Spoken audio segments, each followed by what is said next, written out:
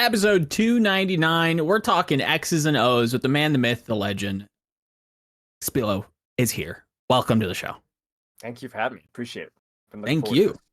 Thank you for changing my opinion on Sombra May. Finally, somebody was like, put the beating on me. I was like, you know what? All right. It's got some legs. It's got hands. I'm like, all right. He's got some points. It's okay to hate Sombra, but it's like the Avast meme. If you're playing Sombra, you're trolling. Sometimes it's not the case. It's not always bad. It's not always. It's got some perks. I'm like, okay, all right. Yeah. That cancel on the Blizzard though, I was like, whoa, I forgot about that. It's a big one. It's definitely something that I'm like keeping my eye on. I'm like, all right, I haven't seen anybody like purposefully use it. It feels like a knock on, like, all right, dope. Like I canceled the Blizzard. Yeah. It's like a threat almost, right? Yeah, it really is more of a threat than the actual. I've only seen it, I think, once. But if it's the threat that it can. Yep. You always gotta watch it. Yeska, what's up? What's new? How are things? Pretty good. I was just curious because I'm pogging out because Winston Slap is up, and I don't think people realize how actually like insane of a narrative creating tool it really is. And like you guys were talking about, what was it, Moira? No, Sombra Moira. I'm sorry, Sombra May. Sombra May. And I was thinking, like, I just looked at team compositions, best hero combinations of 2. Yep.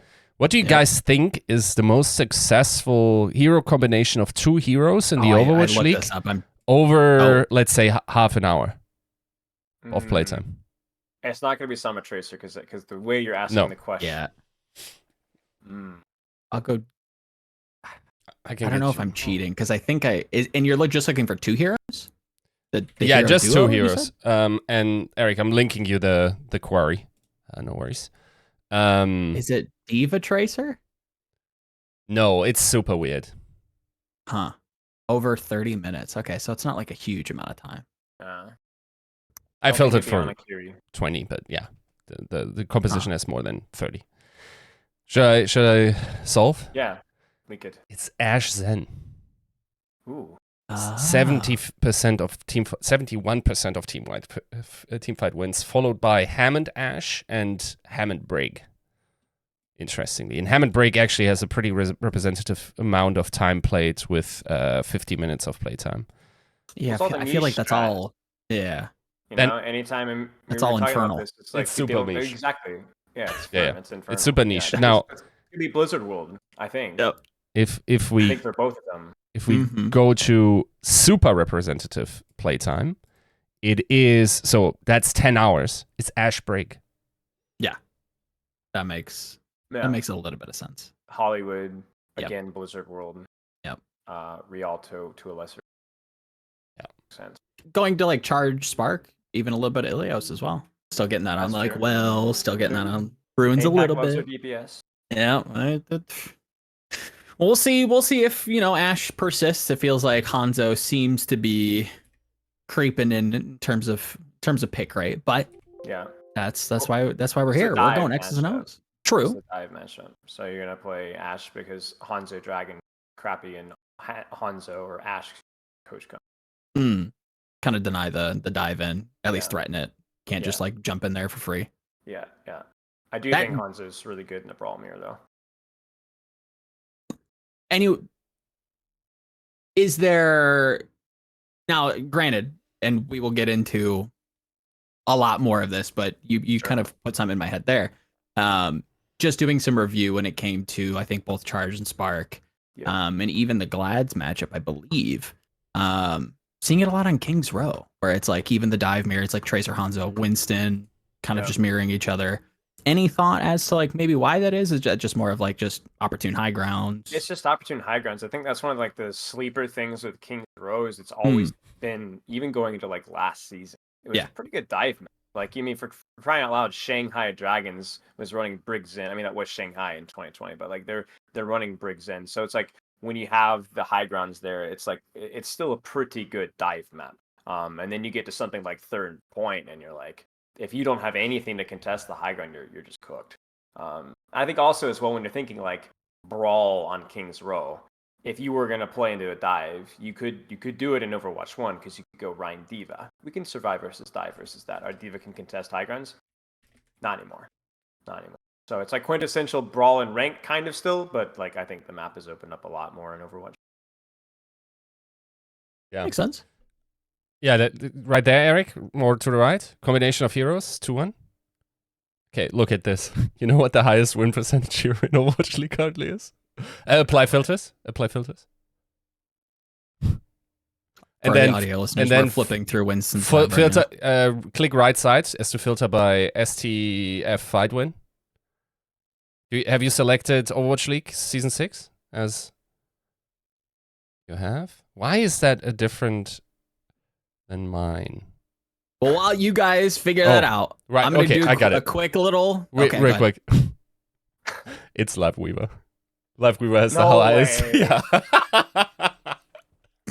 Big man, man. Come on. Just farming Vegas. Poor little sandbags. Oh, no. Just beating up on them. That's disastrous. So, we have the biggest brain outside the league. Going X's and O's. We're going stylistic matchups. We're going who's good, who's bad. We're going... Yeah. I wanted to toss you a fun take on if this is the worst time to be a tank player in the league, because boy howdy, I feel like these kids are just getting bullied constantly. Anything and everything. It's sure. $2.99. But first, we have to thank our beautiful patron producers, the people who make this show, run it, and, you know, keep us going. So $2.99 is brought to you by Battlecrab, Refine Bean, Bronzebob, Buhau, Picasso, Chris R34444, Kasha67, Lolshin, Porkchop, Sammy, Rexane, Ballmelon, Sugar High, and our YouTube members, I am DRW, Brother, Adam L, Sagi Fumi, Ice M Jello, Fire Emblem 6, and AK and Chris R. Oh, what a week. What a weird time it is to see the Washington Justice 3-0ing the Gladiators. What in the actual butts happened there? I mean, all right. So I'm gonna do a quick pat in the back here. All right. Oh, all right. A little bit of ego leaking out, right?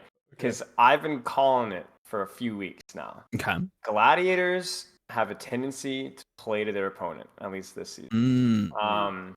They're a team that is not only hard to pinpoint in terms of like how they're going to perform, but there has been some moments where they have just looked outright ugly. I made a tweet when they were playing Vegas. I was companion streaming, and it was probably the worst Overwatch that I have seen from a top-tier team ever this season on any map. It was some of the worst fundamental strategic Overwatch. And the only way they won is because even though Vegas honestly strategically played it really well, it's Vegas, right? They don't have the mechanics to clean out the fights that these other teams do. And it was just agonizing to watch them do that. And I think that there's been times where we've seen that from Glads throughout the season. And it continued, honestly, with the Justice game. So I was nobody's expecting a 3-0. I'm not going to sit here and tell you what I was expecting. Sure. But I was expecting a 2-3, 3-1 either direction. It was not by any means going to be like a stomp by any means.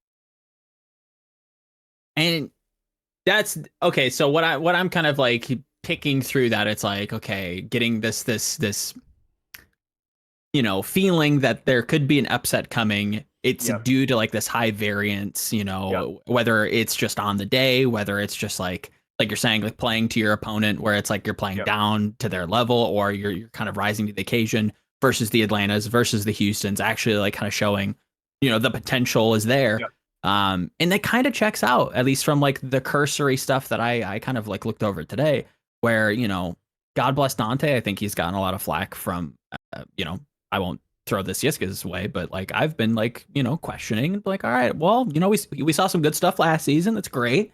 But that's last season. You got to play Doomfist a lot of the time. You got his heroes. So what happens with his, you know, first season, stepping into the, you know, the main tank role as, you know, the starter, the guy who's going to be playing everything.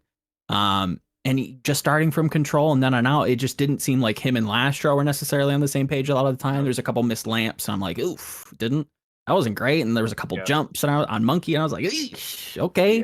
And I mean, I'm like, those are kind of gimmies, you know. It's like, all right, well, that's not what you want to see.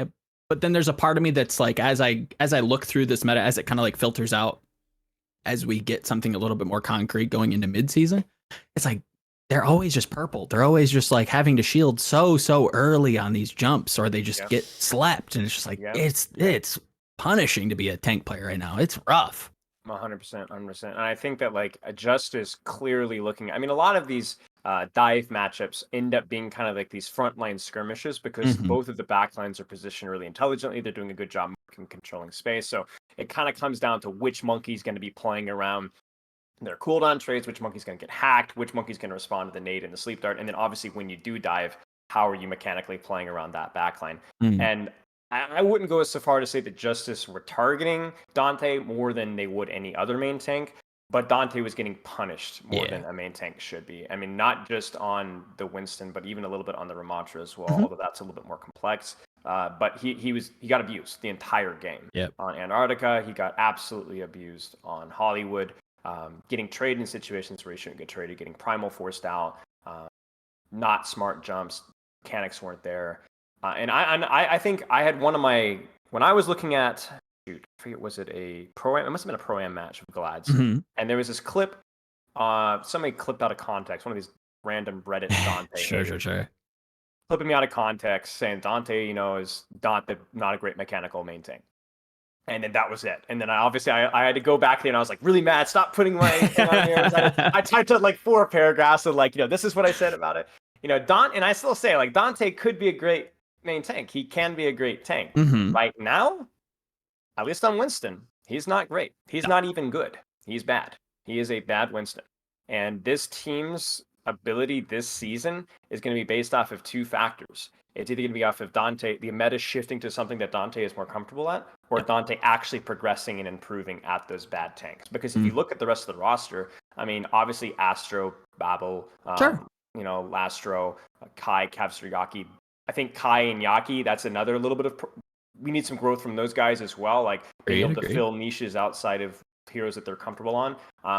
But it's going to be really like, what is Dante going to be able to do?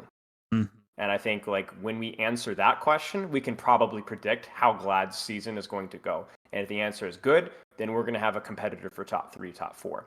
If the answer is not good, then I think Gladiators are going to be at best a gatekeeper for top tier. At worst, just a mid-tier team. They have great players, but it's really hard to function when you have dead weight. And 100%. Dante is dead weight to some extent recently with some of his play. And it felt like at least Pro-Am gave a lot of Glads fans a lot of hope, because they did find that kind of early read that maybe some teams weren't necessarily super confident in, like the Winston Ram matchup, and he was getting a lot of like extra value than maybe he's getting necessarily now, so that maybe seems to have fallen out of favor, so they have to play him on Monkey now. And it's, again, like you're saying, it's not the most comfortable hero. You can definitely tell that. I mean, both credit to Justice here, because obviously I think Flora and Alpha Yi, I think Flora had a fucking absolute heater of a game. That kid absolutely was nutting. He was popping off. But yeah, like him and Mirror both, it was like, okay, I don't hate Mirror. Don't get it twisted. But like, should we be talking about Mirror and Dante in like the same breath? Probably not. I mean, but it was like kind of it was like, all right. I mean, you're both kind of, it's just a little messy, just kind of like throwing it out there. It felt kind of 4v4 at some points, where it's like, okay, a tank trades for a support, a tank trades for the tank. It's like, all right, now we're playing with pieces down in chess, and it's like, this is not. And I will say, like, one thing that always makes a tank look bad is like the team play behind it. And one of the weaknesses of looking at Gladiators, and this really reared its ugly head in the Ramatra, and really why they lost the map. They just weren't very good in ult fights. Like they're like understanding like how to kite, how to push, how to pull. Okay, they've got Blizzard. This is what we need to do. They've got Ram ult. This is how we need to chain our ultimates properly. That like they just lost every massive ult fight because they weren't chaining properly, because they weren't using their cooldowns properly. And so like those type of fights, that can make a tank look bad. And to a lesser extent, that was happening on Dive as well, because like usually in those situations, you're going to have your tank die first. So if we ignore Flora hitting like a headshot for like 3 minutes straight, there were still a lot of fights. I think it was like actually the first fight on second attack on Shambali where they go into that fight and Glad just can't lose that fight whole cycle. And they do. And so that's going to look bad on Dante the rest of the map. But like, you know, that's a team issue, you know, and I think that's where like whether it's playing up to their opponents or whether they're feeling confident or not. Leaks even into last year, Gladiators were very inconsistent last year, even in scrimmages. They were the one team that we mentally boomed the entire year on London Spitfire. They quit scrims because they were so boomed. And I don't think I've said that publicly before, but they legit called it after like 3 or 4 maps. They were playing so poorly, they just completely mental boomed and left. See, that's not just Boston guys. See, it's everybody. No. It happens to pretty. We okay. This is the thing with the European guys. There's too much like class to quit scrims, but we might as well have quit scrims. Sure. Like, we might check that anyways. Like, at the performance and the effort and energy that we had with London, at times, like every team was like, okay, you know, at this point we're just going through the motions, you know. But then they that would happen, and then you know they'd come back like a week later, and I'd just be like, you know, who is this? This is like the greatest team played versus. And so like, and you saw that like, you know, everyone talks about like the Pataphan stage buff, right? That was a thing. Pataphan was like really kind of a mediocre player, especially on Soldier. But the guy would go on and he would just find that extra gear. And I think that that's something that if you look at Glad's roster, it's like, for whatever reason, whether it's the leadership style that they have down there, or whether it's the players that they have, they've always done that. You know, like this is the team that dropped a map to London that played Vegas on King's Row, I think is not the same team that we've seen at other times, you know. Maybe other people's understanding of the meta has evolved so that their weaknesses are being exposed, but also at the same time, it's like you can't really completely bet against the Glads completely. You never really can. You never really know who you're gonna get. I had an interview with Violet this week, and of course the Outlaws lost in the Pro-Am against the Gladiators, right? Yeah. And he was like, yeah, like we didn't care that much about Pro-Am initially, but when we were there, we of course really wanted to win. And then he was like, yeah, I was really upset to miss that match or like lose that match. And then I asked, because you were so much better than them? And he didn't even wait for the translation. He just went, yeah. He understood exactly what I was going. Yeah, that's fair. He gives baller energy like that, where it's just like, man, these guys kind of suck. We're just better. I don't know why we lost. I'm gonna keep it a buck. Like, their macro sucks. Yeah, we're just better than them. Yeah, super confident. 100%. Any takes with Houston? I mean, with that on the table, is there at least the narrative from what I am seeing from the Western kind of fan base? It does feel like a 2-horse race where it's Atlanta, maybe A, Houston B, and then it's everybody else. Going into kind of midseason, is there a world where you see Houston maybe challenging Atlanta, or is it kind of just too far now? No, I think it's definitely possible. I mean, I think if you look at Atlanta, it's like Atlanta has everything going for them. Like they have the clearly very smart players, very strong mechanical players. They have the depth of the roster, but it is a pretty decent meta for them. Like, let's not sit here and pretend. Of course. So there are worse metas for this roster, and Outlaws do have flexibility as well to where they could also pop off and have a meta that's slightly better. I mean, that like they don't have like you having a happy hit scan meta. Like you have to think that like would Happy be able to compete? Would their DPS line be able to compete with Atlanta Reign if it was something other than Sombra Tracer better? And I think the answer is probably yes, right? I wouldn't say Atlanta Reign has a weakness there, but Houston might get an edge. And then any time that we're able to like better leverage a double flex support meta, that's another strength that like, again, Atlanta can match them in theory, but at least it's going to be something that you're at least feel like the tides have evened, and who knows, Houston wakes up, they eat their vegetables and their Wheaties, vitamins, and then there you go. Then we might see it. I mean, I think Houston's a good team. I think after reviewing the Mayhem match yesterday, they're not just a good mechanical team. It's like I was really pleased by like honestly both them and Mayhem, the level of like strategic analysis and the strategic execution and knowledge of the matchups that they were showing. It's like there were obviously bad moments. I think New Queen Street was not a great map from Houston in that particular matchup. But if any team's going to beat Atlanta, it's going to be Houston. Yeah, it's going to be Houston. Like and honestly, Mayhem on a good day could do it too. Mayhem on a good day can definitely punch up.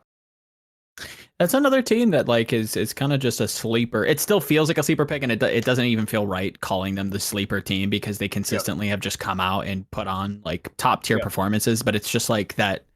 I don't know if it's just we've been like Stockholmed. Yeah, it's the Valiant that too. Game. Like, that too. Yeah. Like how are they losing 2 maps to Valiant? Like that's like, and stuff like even like losing a map to London, like falling to the Glads. It's like, but when they are on, I mean that team is good. Scary. That team is really good. What about Boston? Same thing. I had a conversation with somebody the other day. We were talking about Boston, and one of the things that stands me out with Boston is it's like they have the mechanical energy to punch up with anybody. Of course, right? Yeah. Like if anybody can compete with these Houstons and these Atlantas, you look at Boston roster, and assuming these guys aren't hard washed, and they don't look to be.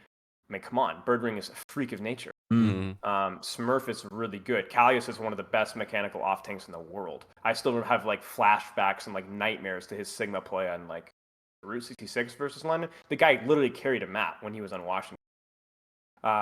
K is still good. I mean, for crying out loud, you have Twilight, Izayaki, Leisure Gong. Yeah, nothing needs to be said there. So like, it's just gonna be, how.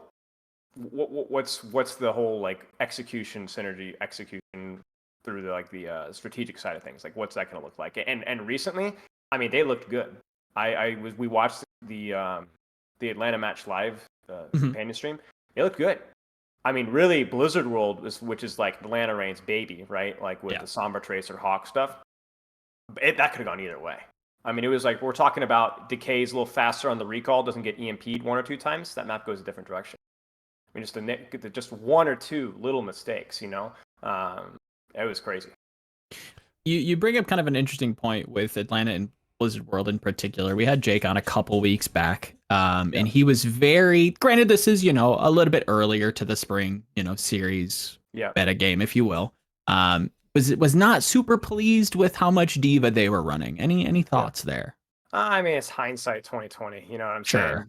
But I think in hindsight, it's pretty easy to see why Diva is being played and will continue to be played there. It's just the nature of the more open space sightlines, especially once you get to like second point, third point, is not as much verticality that's relevant for Winston. So you need the Diva to be able to, because you're not going to be able to dive backline. It's just the backlines are just generally inaccessible, too hard to dive, too far away. And so the Diva at least provides better control of the DPS. And crucially, a lot of these escort maps need Diva for cart. Winston can't push cart. So what you do is you park your Diva on cart. She just doesn't bleed damage. She just doesn't die. And so that you just leverage cart. And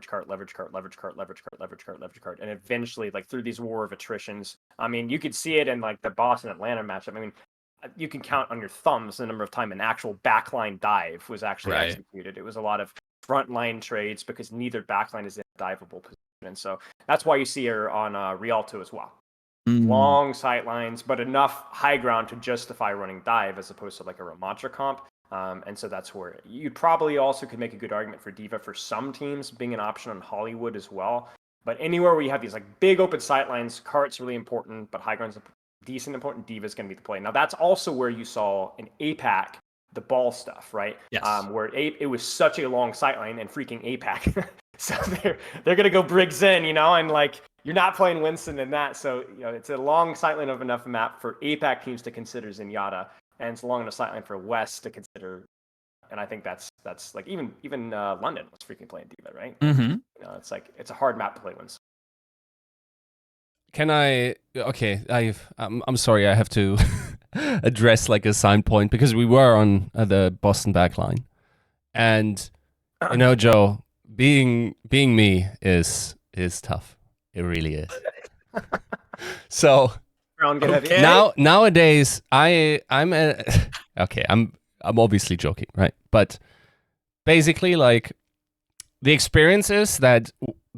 From this point on, probably 7 days ago, like on Reddit, there was a relatively highly upvoted thread going like, whoever that guy was that said Lee Jae-gon is a trap, he was probably right. And that was a take I had in the preseason, just to clue you in, Spilo. It was, but my point when I said that was, Lee Jae-gon is a trap for Atlanta to pick up, okay?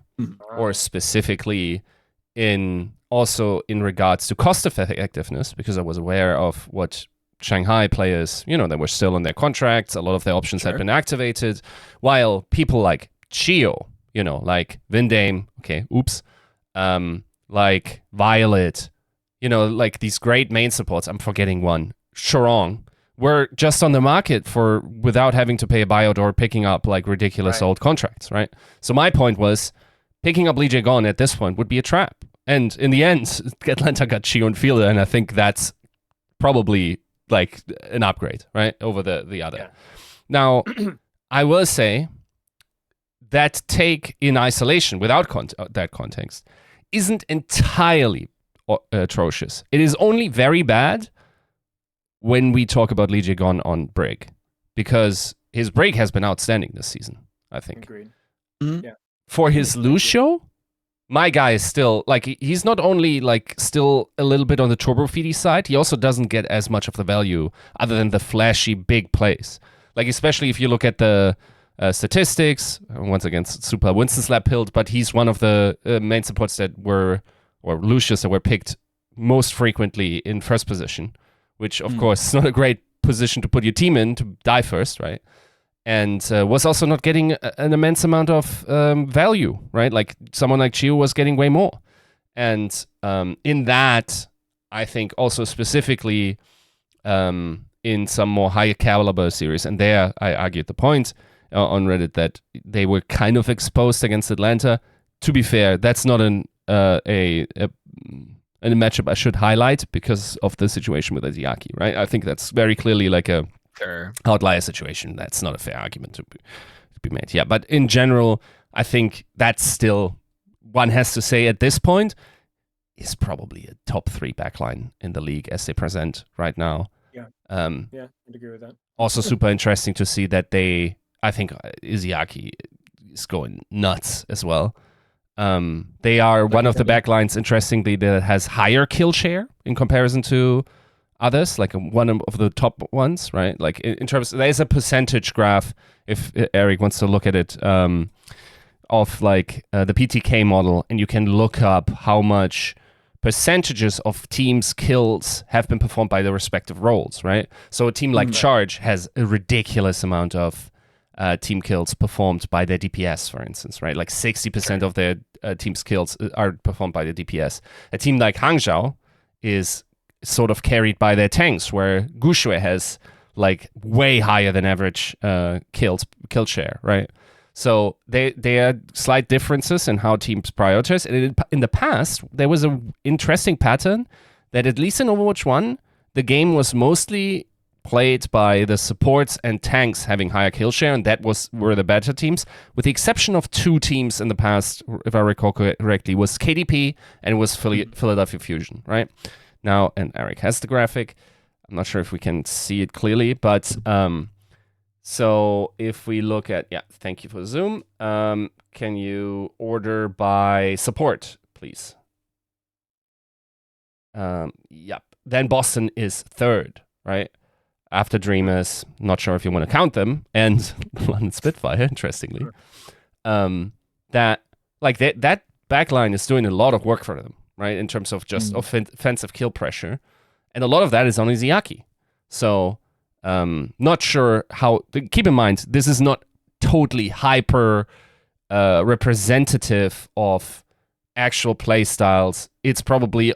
There's a ton of comp in here, right? Like, how different are, like, for instance, Houston plays a shitload of Kiriko. What does that mean, right? In comparison. So I think there's a lot of, like, noise in there because of comp. But it's still interesting to think about how that works. Also, how Atlanta is not necessarily a team that feels like they feel like super DPS carried, right? Because Lip is nuts and Stalker is nuts. Turns out that kill share is actually not that high, and like for the reasons that they probably play a bit more somber than other teams, right? It's not that they have shit DPS line, of course not, right? It's just very interesting to see how these kill shares fare. I'm not sure how much that essentially says, but if you were to, weight it in some way and look at comp distributions, I think generally speaking, also just per ice test, Boston's backline is pretty lethal. Yep, I'd agree. It's kind of funny that you brought up the Atlanta thing because you tweet about it this morning with Fielder. I legitimately had a question from my Ask Spilo channel 3-4 days ago about oh, Fielder, how do you heal? Aren't you not supposed to heal bot in Overwatch 2? But how come Fielder heal bots and isn't that a bad thing? And I'm like, I haven't studied POVs a lot this year for obvious reasons. So I'm like, well, I don't think he heal bots probably as much as you think. And it turns out the stats is he's actually out there freaking killing people, Yeah. And so it's absolutely. It makes sense. It's I think that big adjustment. I think there's a narrative that Fielder and Shio are the true supports, and I think that's partly due to Overwatch 1 leftovers, and definitely influenced strongly by what we saw in the grand finals. Yes.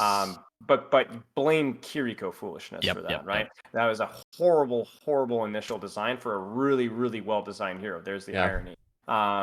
And that really swayed, I think, people's opinions of how what these supports actually did. But that's not the case. That was just them doing their job really, really well. Right. And now Kiriko is totally different. And then obviously he's on Ana now, so he's out there killing people. And I think even if you go back to when Overwatch 2 first came out, that's why all these plat support players were crying their eyes out, because it's you don't sit in the back. You gotta protect yourself by actually protecting yourself. I saw a Reddit thread today. People were flaming. Was it Junbin or Max? Somebody in the shock tank line. Oh, they never peel for their back line. And I'm like, what are you talking about? They're not. They're playing. There's only one of them. They're playing Grimatra. Yeah. What do you want them to go back there and that's not how you play. I'm gonna pop Nemesis form and sprint at my backline because the monkey dove them. Yeah, it's there's a lot of misconceptions about how support plays in Overwatch 2, and I think it's kind of funny. I have a hot take, and you will hate this, Joe. I feel like class is transitory now in Overwatch. And a lot of reasons why that is because hero pools filtered for the right talent. Okay? You could, how we for a long time thought so for instance, take someone like Smurf, right? You didn't know that this kid was the hyperflex that he was because he was playing alongside Super. To be fair, no. Obviously not. Right? Yeah. Or I don't know how good Fearless is. I'm much more on everything but Monkey and Ryan maybe and the picks we have actually seen in on ball. I now trust him. The Doom look pretty good. I don't know. If it there is a lot of transitional property now for the high class players. You see the same thing true in Prophet. You see the same thing being true in Pelican, right? Who's thought that this kid had a Tracer like this? To a certain degree, you saw it last season with Sparkle on Tracer, right? I think, yes, the specialization is still valuable, but we have filtered largely because of the hyperflexibility being demanded by the system for players that are super smart about the game and can already adapt relatively quickly and also have the mechanical baseline to just slot in, right? And if you have a truly elite player, it is very unlikely that this kid is just elite at one pick and nothing else anymore. Yeah. Right. Put Hiziaki and Hanzo. The guy pops off. You know it. He put talent on Hanzo, he probably pops off. That bone back on Zenyatta wasn't a joke. You know what I'm saying? Yes. And the best support players that we had when we were transitioning support was freaking Backbone. We were wow. And then Shax was a really good Ana. Very dynamic, very aggressive, and that kind of stuff in Overwatch 2. There's a lot, like you said, it's more transient between if you're able to have the mechanics and the knowledge, there isn't a huge difference. I mean, look out there, Defran doing all the one trick in the top 500 with anything that he can aggressively take space with. They're gonna do it. Yep. Yeah, no, I don't hate that. I don't hate that at all. I think that's something that's kind of proven itself. Over time, I think there is a little bit of fart sniffing, maybe with certain players that just want to roll swap. I think there are some that are hits, a lot that are misses. But I think all in all, I think a lot of the case studies that we've seen be successful, they've tended to have like really successful kind of careers, right? You look at like Bazzi and Xe for, Element Mystic for a couple weeks, was playing Zen, wasn't terrible. Shy obviously famously started as a flex support. Now he's one of the best, hit scan tracer players in APAC. Like that's not wild to me. Yeah, no, flexibility is always the name of the game, and I feel like that's when Overwatch is at its, I hate to be flowery, but it's beautiful to see like how flexible and how the players are like kind of leaning in on their like in-game IQ, being able to leverage like the nth degree on certain picks on certain points in the game state of where the cart is and what map we're on. It's like, yeah, no, maybe this pick is better because we have this angle and that angle, and maybe I can jump shot here. It's super sick. Like that's when you're really utilizing what Blizzard hoped we would when it came to like hero swapping, where it's just like, here's the sandbox, go build whatever, go do something, crazy. And the only way you're gonna, yeah, sure. I mean, in a way, yeah, but it's still it's sick. Krusty famously, I've pointed out a lot where he's a weird fan of Moira as well, where it's just like back to basics, guys. We're just gonna 5-man commit. Let's just kill something. I'm like, all right, yeah, Krusty, let's get it. I agree so much. Flexibility is the name of the game for sure. I think that it is limited though. Like you can't just blanket statement that is, and especially on tank, it doesn't feel like it because there are definitely like I don't think you can put like proper on ball and he'll immediately pop. Sure, I don't think that's how it works. Heroes, I also don't think that works on Winston, right? There's certain heroes where hyper specialization or just having that experience really pays off, and it feels like it's mostly the case in the tank role, and maybe mostly on the main tanks so far in Overwatch. I'm not sure if it actually is true for any other pick. I think for almost everything else, you can slot in a smart player and it works somehow. And I have no idea. Like ball makes some sense to me, right? Like I would say Lucio maybe. Yeah, that's right. Where I was headed too. Yeah, that makes sense. Because like ball feels so knowledge based, right? In how like certain paths work and how momentum works, having a feeling. Like the you kind of need aim mechanics as well to a certain degree. But Monkey, I think like good primals are still an art form. Oh yeah. But like it's interesting that it still is such a difference, right, between like Fearless and then the next people, Yep. Or not necessarily. I think there are people now up there, but like let's Fearless see, tier. Yeah, between Fearless and like the worst Winstons in the league, it's like it's Canyon level, right? Oh yeah, I mean, God bless Piggy. I think he's had a great revitalization of his career. We're finally starting to see what I think a lot of the Houston coaches were kind of talking about for a long time with him on charge. But like, you remove the nameplates and you put Fearless next to Piggy and you watch those VODs. Yeah, there's a difference. There just is. Like, I hate to break it to you, but yeah, that's I think Jake kind of was glowing about this as well, where there was that clip of Fearless just kind of carrying, I don't remember who it was, on Widow, just on Hollywood A, just back to spawn, just like double hitting and just taking him for a ride like it's Tekken. Like, what kind of combos is this kid just been labbing? Like, it's yeah, I think Art Farm is well said because it is magical, the stuff that man can do with that hero. It even trickles down to like the rank experience as well, where like I have so many people complaining about beating hard counter as Winston. Like what do I do as Winston in this situation? People that are able to figure it out, they're like they were plat Overwatch 1, now they're GM1 Overwatch 2, and then the people that don't figure it out are still plat. Yeah. Right? And they're still struggling with Reaper Bash. There's no bubble, there's no matrix, there's no secondary tank to pull attention away from you. I mean, you even saw it in like going back to the Glads game, like whether it's hack, freaking shield bash with Brig and I mean, how many Winstons have we seen dying out to shield bash from rally, right? Before they get that primal rage off. Anti-nade, sleep dart, like you it is your responsibility to take care of your own life. Yep. And like be able to, I mean, what was it? Houston. Yeah, it was the Houston Mayhem. And I'm just have this phenomenal, like just ecstasy watching 7 seconds to touch. And Fearless has the wherewithal on cart to jump away mid EMP and basically dodges the EMP and avoids dying. He was a solo Just EMP, senses hit it it. for him, and he Damn. just gets out of there right there. And it's like stuff like that. It's like, how do you teach that? Can't teach like that, yeah. it just takes an ungodly amount of hours training that, so it's like that's where like that's the difference between the Fearless Jira and the other. Mm-hmm. There is no carrying. You like there's no carrying that it's either done or it's not. You either jump and avoid, you either play around the sleep dart or you don't. There's nothing that's going to play around. There's this beautiful, and I've always dabbled in bringing vernacular from other esports, trying to like inject it into our little, tiny little space. And there is this old StarCraft sense of like the star sense, where it's like, I just have this feeling. I've run through this map so many times, and I've seen these these little tiny nuances that makes me think that it's just, there's a feeling that like there's like some sort of like trickery about, or like they're doing a gimmick to me. And that's like such a good example of it, where it's just like, oh, I bet they have EMP. I bet they're going to try and EMP me. Let me just jump out. Oh, I was right. Sick. I just made the play that like isn't going to be talked about, but like literally just won us a game. Yeah, 100%.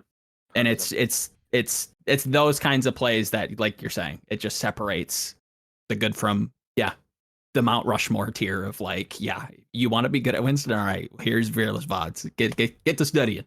Yep, 100%.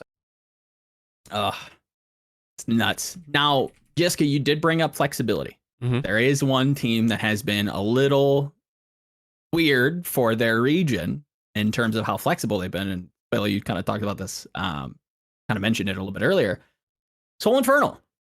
Doing a whole lot of stuff, especially for an APAC team. Sure what is going on there? They're, like you said, they're doing a little bit of ball trickery. You have a great video kind of breaking that down. I loved like the final, like, not TLDR, but like the takeaway. It's like, it's like a poke comp, but like with not poke heroes. Or it's like it's like, don't look at the comp and just immediately try to put it in a box. Look at how it's played. Look at like what's actually going, because it is a poke comp, just with kind of dive heroes a little bit, right?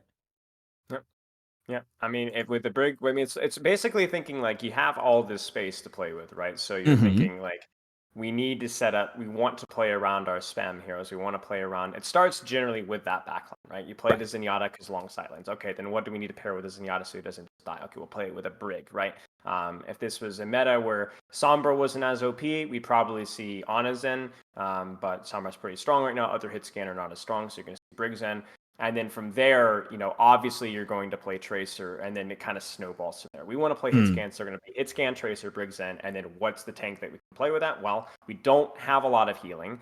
We don't need a lot of healing if we play ball, so let's go with a ball. And then that's pretty much what happens. And you just basically see Mag just like absolutely taking, and then obviously you have really strong Brig Zen backline, really strong hit scan in MN3, who's getting hard pocketed with not only packs, Harmony Orb, and it was beautiful to watch. It was really, really well done. So it's kind of not insane, but like it's just fascinating to see them as they've rebranded, because this was something that I feel like even back in the Philly days, very. And this train, this isn't even the same coaching staff as it was then, but it like, for whatever reason, they're always the team that like wants to do something a little bit different, wants to like try, almost feels a little bit Western in the way that they approach, some of their Ryan. Right. They're the team that's playing Ryan. They're playing the ball. They're the one to kind of experiment in APAC. Yeah. So when it comes to like mid-season, I don't know if you have like any kind of strong opinions here, but do you think that they might match up a little bit better than they have in APAC with some of the Western teams? I mean, I think that they're one of the best in APAC, and they actually have the flexibility that a lot of the APAC doesn't necessarily have. I always like to joke, and I think it's not just me talking about this, but like APAC is basically, there's 4 clowns and a really good DPS player. That's APAC in a nutshell, and that's a bit of an exaggeration. But I mean, even going into last season, there wasn't a lot of respect about some of the APAC play as a whole. But I think like you look at somebody like Mag, and I said this on stream yesterday, and I really Mag might be the best APAC player I've seen this season. Wow. Okay. He might be the best APAC player. I mean, he's not a DPS player, so people aren't gonna freak out over him. But he is really outclassed every tank that I've seen him play versus, and not just on Winston, but he's also done well on Ramacha. He's done really quite well on Balls. We talked about he's done quite well on Reinhardt. And like I think like if Infernal is able to compete with the West, it's not going to be a shock. I still would say it's not exactly a hot take to say, hey, they're not Atlanta level, they're not Houston. Sure, level. no, of course. But I wouldn't be surprised if they were competitive. They have a closer to a completer team with that tank line and with that DPS line than I think some of the other Apex do. Yeah. Another player, I think Mag has gone through such a... It's such a breath of fresh air to see him off the Justice, and I know that like is a little bit loaded for that team in particular because again, we don't know what went on, but like it's very clear that the guy who came up from contenders and was like an absolute all-star, making plays, super flexible, went to the Justice and was like hesitant to even like approach to go in to be, you know, proactive at all. Like I was very publicly incredibly critical of his ball, and now he's coming out being just again, he feels like this is what we were promised. This was the prince that was supposed to, you know, show up and run rampant as, you know, our rookie of the year, maybe that year. And it's sick to see. I'm so glad that he's finally on like a team that, you know, I don't know why, but you know, he's kicking ass and it's good to see. He really is. He sent that demon Toronto Defiant way. So I mean, you brought it up. I do have to, you know, there's a little British hurricane. There's a little American tornado. You know, what's going on there? What's going on in Toronto? You have any takes there as well? I mean, nothing that hasn't already been said. I know me and Yiska in particular are very critical of the Reddit takes usually. However, I do think in this particular one, the easy prediction is the correct prediction. And I think for people that have been aware and known of that roster and the volatility of that roster and how high they can compete at. I think your gut instinct is probably correct. I mean, we can definitely blame meta. They don't have an S tier tracer player. I know there's a lot of talks about like, oh, you know, Speedly's got it or will be there. Hydran. I think Hydran is a pretty decent tracer player. But I don't know exactly like obviously, but he's also their best hit scan, so it's like tricky there. You know, obviously Kaluj playing a lot of Winston, despite kind of a Dante situation, right? Like, oh, yeah, this guy is really good at Winston. Well, this meta is not favoring him. He has to actually be engaging here and taking space, and it's not happening. So, you know, the meta's not good for him. It's Winston Tracer. It's about as bad as you could possibly. And Sombra to boot, which they don't have a phenomenal Sombra player either. So, yeah, but also, I mean, some of the maps on London were just tragic. I think London really stepped up the plate, so that was awesome to see. But, I mean, you know, I mean, even the Vegas, like Shambali, like 3-3 going extra innings, like, you know, you gotta put them away. Something's wrong upstairs. You know, and I think like that's gonna be like if you know you've been a lot of these guys have had a lot of success in contenders, obviously, like really just never lost to anybody. And then you know you go into league and they all had reasonable success in each of their respective teams. Okay. Now the chips are down. You're in a bad spiral, bad meta. You know, you're out of practice with each other. Not everything is rosy. Are you going to show up or what? You know, are you going to show up or what? And I think like that's going to be, it's either going to make them or it's going to break them. I think a lot of people are counting them out, but we could see them totally turn around, totally like either completely mental boom, be disappointments the rest of the season, or totally like flip a switch and come right back out. I think some of the players are still playing well. I still think Ultraviolet's a freak. He's easily A tier flex support. I still think obviously Hydran is playing well for the most part. I'm a little biased there, but I think it's going to depend on what happens. Like who knows? You know, is it going to last a whole season? I don't know, but I mean, it'd be lying to say that what they're doing right now isn't a massive disappointment. Definitely is.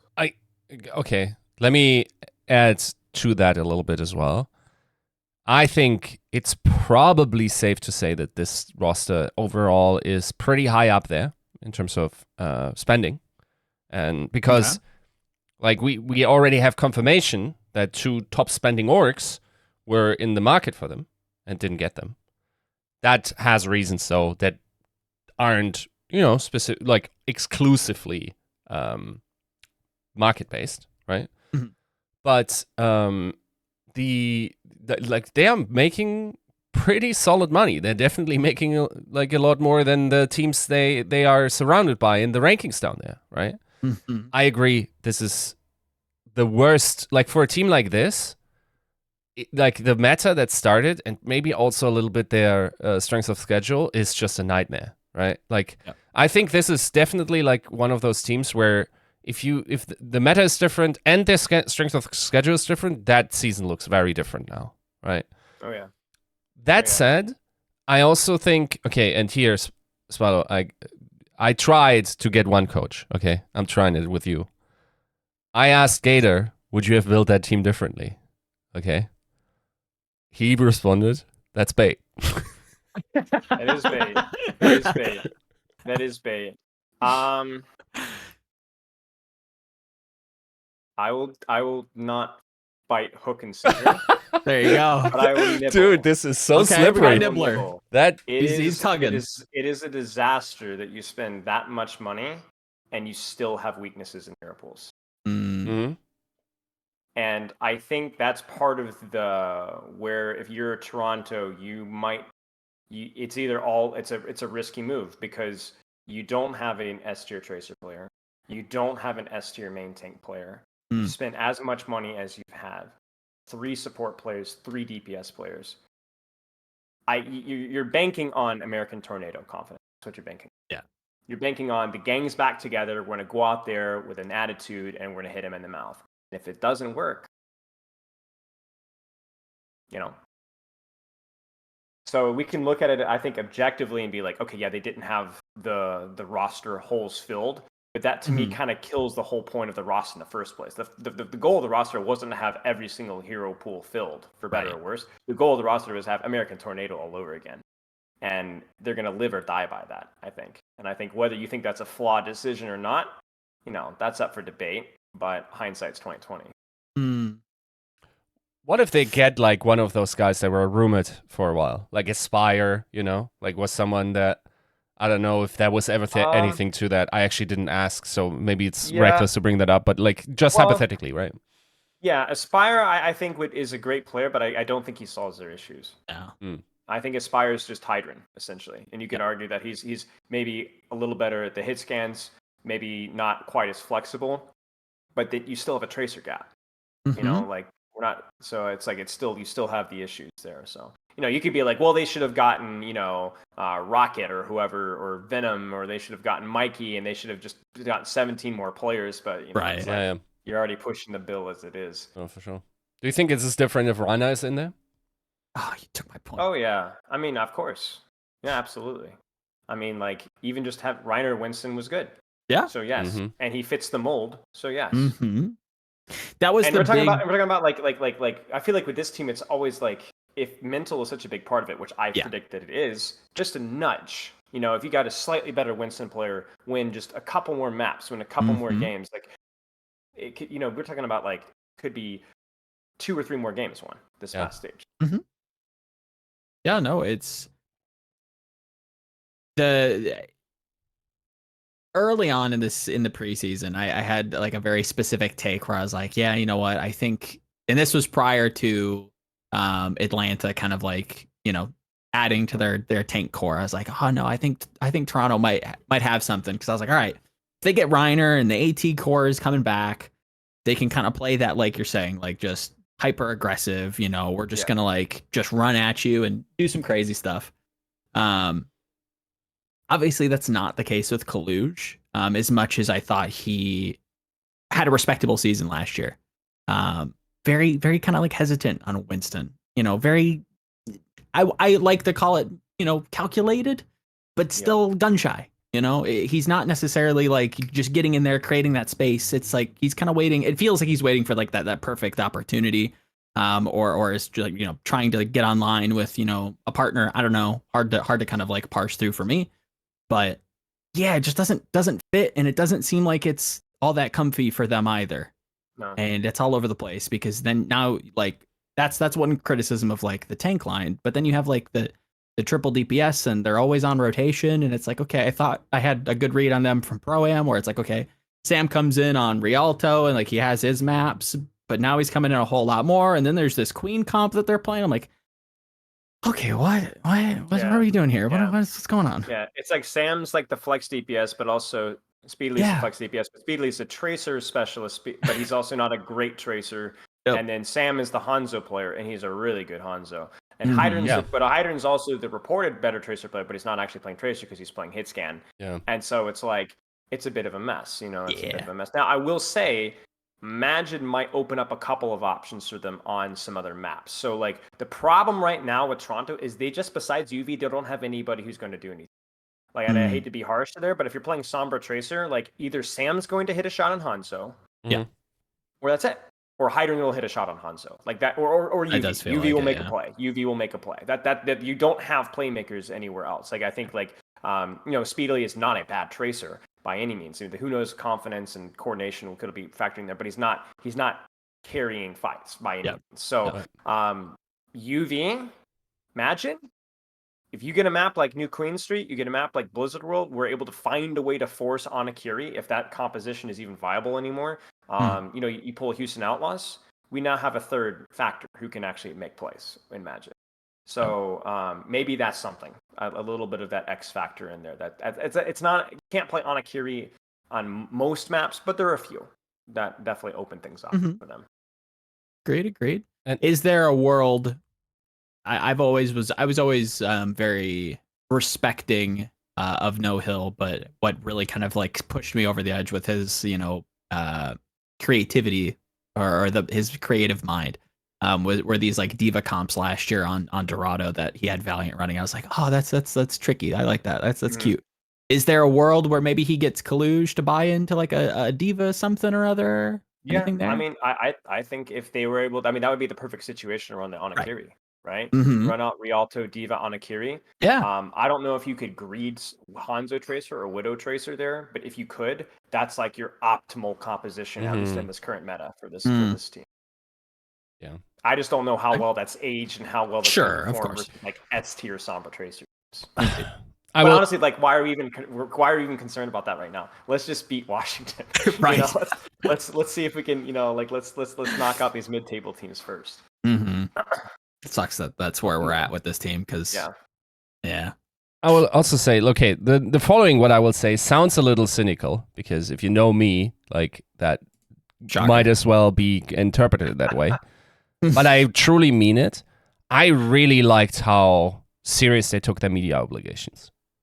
And I think a good American Tornado is really would be so good for the league. If that Team America like popped really off, went into the World Cup, could, carry that momentum, maybe, challenge for a title or whatever, that would be huge for the esport, I think. Especially if you can do it at BlizzCon, right? Yeah. Yeah. Because they got big mouths, like me. So it's like, we talked about this. It's like mouths, money talks, but mouths talk money. So, it's like, people want to know that kind of a storyline. And honestly, Toronto not being very good, boring. Yeah. Nobody likes the shit talker. Right. That's part of what made the London and Atlanta thing pretty good. Yeah. Because it's like Atlanta was like a pretty good team, and it's like, it was like, now it's just like, I don't know. What's that? You're getting blacklisted? Oh, crazy. Yeah, I know, and all that freaking out. But like this, now it's like London plays Atlanta or Toronto, Freudian slip. I mean, you might even have like people predicting London as rough as their season goes. And like, that's not a very fun narrative. No. It's my favorite part when people like get into a position where a team is strong enough to really start talking shit. That Gator interview went so hard, dude. Like he's just like invincible at this point. Like you can just like really whatever like you had against him before. Like you can't argue the results at the moment, right? Like no. I was getting ticked off as some people in that Reddit thread. Okay, that's a common theme with you and me, Iska. It's like getting ticked off at the Reddit is that people were like acting like he was egotistical. Man, it's just he's speaking facts. He wasn't even pumping himself up. He was pumping his team up. Like he's like I put the roster together. I don't even necessarily do a lot. He was downplaying his own coaching role. So. Yeah, I mean, I gained a lot. I think that was a great interview. I gained a lot of respect from them. I saw your two best interviews have been the two Atlanta guys. Gator and Hawk. Yeah. Best interviews. Yeah. There's something to be said about career longevity in Overwatch, and there is a clear pattern of like better interviews the longer you are in the scene. Yeah. Like you can virtually not expect anyone in their first rookie season to give perfect interviews. Mm-hmm. Like there are some notable outliers. I remember like my first interview with Hydron. I pick up the the video. Man. I pick up the video. He stands on his chair, has like, you know, the double fingers pointed into the camera and goes like, "Hey, what's up?" Like just you just owed me in the nooch. Like I don't know what to do here. About Hydron. So I don't even remember how it happened. This was back when I was like 2018. I was coaching like random players in Ring. I coached Hydron for like 2 or 3 or 4 times at a couple of odd reviews in hit scan. This was back also when he played Doomfist. He was a Doomfist in a hit scan player. I coached his Widowmaker, all this kind of stuff. And got it. He was around Masters, I think, when I initially coached him, and then up to top 500. And we would hang out and try hard FFA and find him in try hard FFA. A couple times we would do 1v1s at Black Forest. And I have a lot of clips of me killing him. and basically, dude, that guy's ego, man. That guy's ego just grew as he got better and better and better. I remember he got Kefri accusated. And then I had to come out of the woodworks to defend him. I'm like, I've been coaching this guy for forever, but yeah, I swear. Every time I'm like, nice job, dude. He's always like, you know, how's your wife? And I'm like, yeah, shut up. Oh, what a guy! Like his career is nuts to me. Like I feel like when American Tornado popped off, he was probably like the perceived weakest or least talked about in some way, right? Now he's like, other than UV, who he told me like, but he's dude, after the like, I still remember him telling me, UV, new alarm. I was like, okay, I'm looking forward to it, you know. Like it's a great personality. I think a lot of his strength comes from his personality, but I think it is wrong to just think of him as as like cocky. He can be really calm and really collected and argue a point like calmly as well. Like that's the side I saw in the player panel where he really considered options, right? So I think that this kid is just like incredible. I don't want to toot his horn anymore because if he watches this, I don't want the ego growing anymore. But like obviously, like you play under Gunba and Mayhem last season. Sure.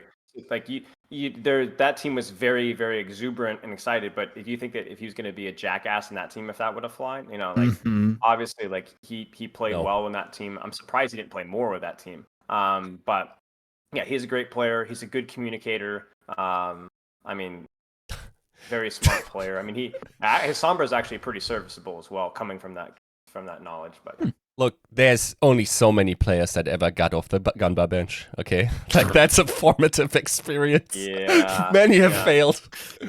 Yeah. He drives a tight ship down there in the. Yeah. It's rough. Speaking of, you know, Florida's on the menu, I suppose. Is there? We talked about them kind of, you know. Would you say in the upper echelon of the West, or is that sure. Okay? For sure. I mean, especially with Gladiator, if we're saying upper echelon is like what 4 teams, right? Sure, I think it's fair. I think you have to include Florida. Mm-hmm. I think they're. You know, they still have I won't say mechanical limitations, but you know, it's not like we're gonna say Checkmate is the best tracer. He is a great tracer. He's not a B tier tracer at Platchat, right? But he's not Stalker, you know, and you know you know, Merritt is a phenomenal mechanical player, who I would say might be their best mechanical player. But I would say that where they're a solid mechanical team. Their strategic execution is really good.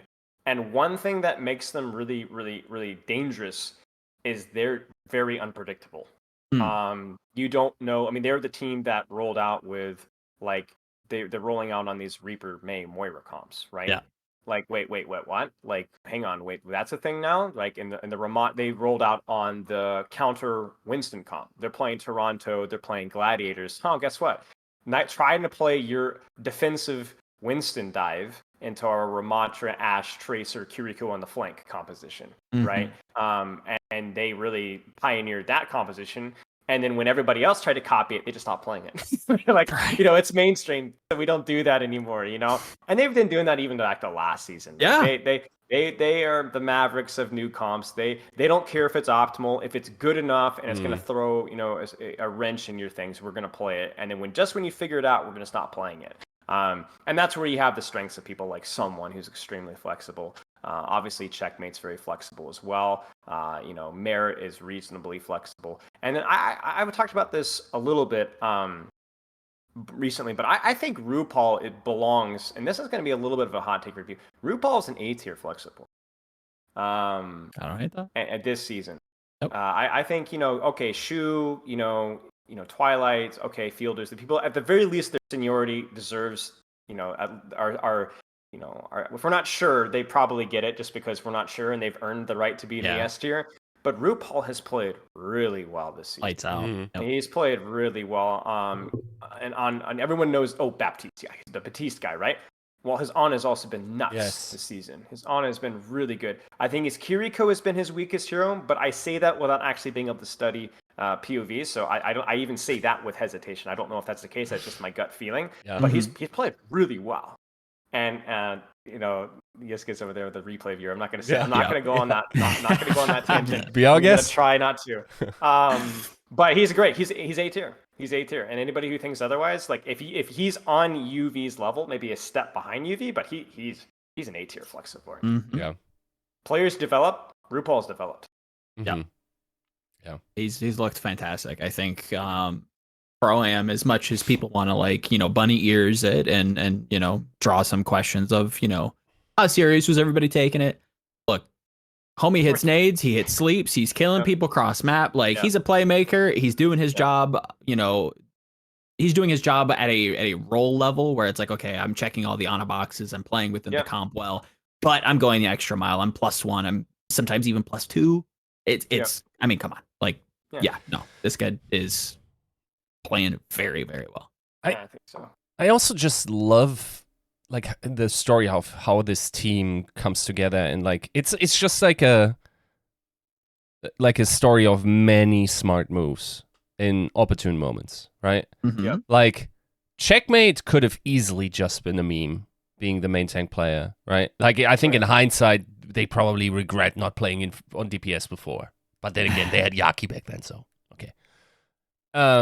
I think the someone catch that someone is arguably the only South Korean main tank that has hit in the first season that they've played in a long time. Kellen, been a minute, yeah. Cold, right? Sweet Mag nice. needed 2 seasons to get up there. Max and Janbin not to the same level that they were in the contenders, right? Someone instantly they're up there, right? Yep. Then you have Merit, smart choice. They try to go for Happy. Happy is pursued by Houston. They're like, wait, you're looking for Happy? Why not give us Merit? They get Merit, right? Then, the Defiant drop the huge contract of Chorong. Opportunistic. Albert Ye stands in front of that porch and hands him a contract, right? And that kid is also a great main support, right? So, and you can play Kiriko too. Yes. It's really important right now. Yeah. And that was always known that he has a really solid flex support to back it up, right? He's before Violet sort of pioneered this, he did it from the other way around already. We knew that he was capable of it before he joined the Overwatch League as well. And then he also, on an underwhelming Defiant team, still looked pretty good, right? Yeah. Okay, you have one kid that flushes salad, right? But I'm not sure how good Sauna is at the moment, but but they didn't really need him to perform yet. But everything else about this team, the fact that they have a project player and don't just cynically field a coach as well. How can you not love how that roster came together all in all, right? And the success story here crazy. I'm actually not sure Yes. how high their spending is. I think it's probably lower than people expect. I'm not sure if they are among the lowest. That's probably not the case, given how cynically min some teams have been this year. But like they're still probably fulfilling the definition of a budget roster. Maybe I'd have to research, but all in all, they're like overshooting. They're overshooting for certain results to spending. Yes, certainly. 6-2, And like crazy. I can come into my mentions on Twitter and flame me for some of my takes, but I'll infinitely glaze that guy. I think one of the most underappreciated GMs. You want to talk about, kind of turning a franchise around. Like, this team sucked for a long time. Yeah. This team was bad with a capital B. Like, and now, he can come on the show and talk about how he got his pick of the litter. Like, he got all of his guys. And like, that to me is a work in progress for multiple years. But now you've kind of how do I want to say this? Like, re-emboldened or at least changed the narrative of the team in the player's eye, where it's like, do I really want to go to the Valiant? Do I want to go to the Mayhem? It's a little rough. Like, if I have to, I will. And it's like, no, this at this point, I almost would wonder if it's a destination spot where it's just like, I get to play with great players. Yep. Coaching staff that, maybe, has a great front office and is going to feed me stuff. Maybe I can be a little autonomous, far be it for me to, assume things, but, seems like a great environment, doing well. Why not? Fuck it. Yeah. I've heard a lot of great things because was friends with a lot of the players that have worked with Mayhem in the past. And, there's mixed signals about some of like Gunba is a very controversial guy. Let's just put it that way. Without going into details there, maybe doesn't line up with my personal coaching philosophy. But the results, the results hard to argue. And I will say this, whether this reflects off of Gunba or just the players that they happen to pick up, there was a lot of positive feedback about the player environment. And the way the guys got along, and you can even see it just look at the player camps. These guys are having a good time. They're out there and they're in there and they're having a great time. And I think like that's something that whatever else you want to say about that team's environment, the players enjoy spending time with each other. They enjoy playing together. There's excitement. RuPaul's always like grinning like he just stole an apple, and like, and they play really well. They play really, really well. And like you said, I think like this team, from what I've seen, they deserve to either be the gatekeeper or edging into the upper echelon. And like, that is a huge transformation, right? And that's not a blink of the eye transformation either. That was going from garbage tier to last tier to being meh until they played London and they were just gods. And then this season, now they've actually progressed even further. Now they're like, we're actually thinking about, I think this team is like potentially top tier. And like that's, I can't believe I'm saying this like as of like a year and a half ago, 2 years ago. Yeah, if we're gonna celebrate the Dragons, 0-40 come back to winning a season, I feel like in the same vein, I think Mayhem as a franchise in the history books should go down as quite a a testament to hope and some elbow grease and really getting serious with yourself can do for franchise. It's nuts. They're doing well. Right. Yeah, it's just like Gunba is like, you're locked in here with me now with your budgets across the league, right? You lowered yourself to my level. Now I'm dragging you, right? Like, and also talking to him has like big house MD energy. I remember he like when I did an interview, I'm pretty sure he was playing a WoW raid during the entire time during the interview that he would. Like he's just built to do something. Yeah. I've heard some stories about Gunba and the guy doesn't turn off. No. Doesn't turn off. So credit to him. Yeah. Built differently is one way to say it. Yeah, for sure. You kind of we're there's this general thread of like, great player environment and that should do well, and there's some correlative success when it comes to like match day. There is a team that it's pretty obvious, maybe not the best player environment right now. A team that probably should be at the top of the leaderboard and are struggling to put away some of the bottom of NA.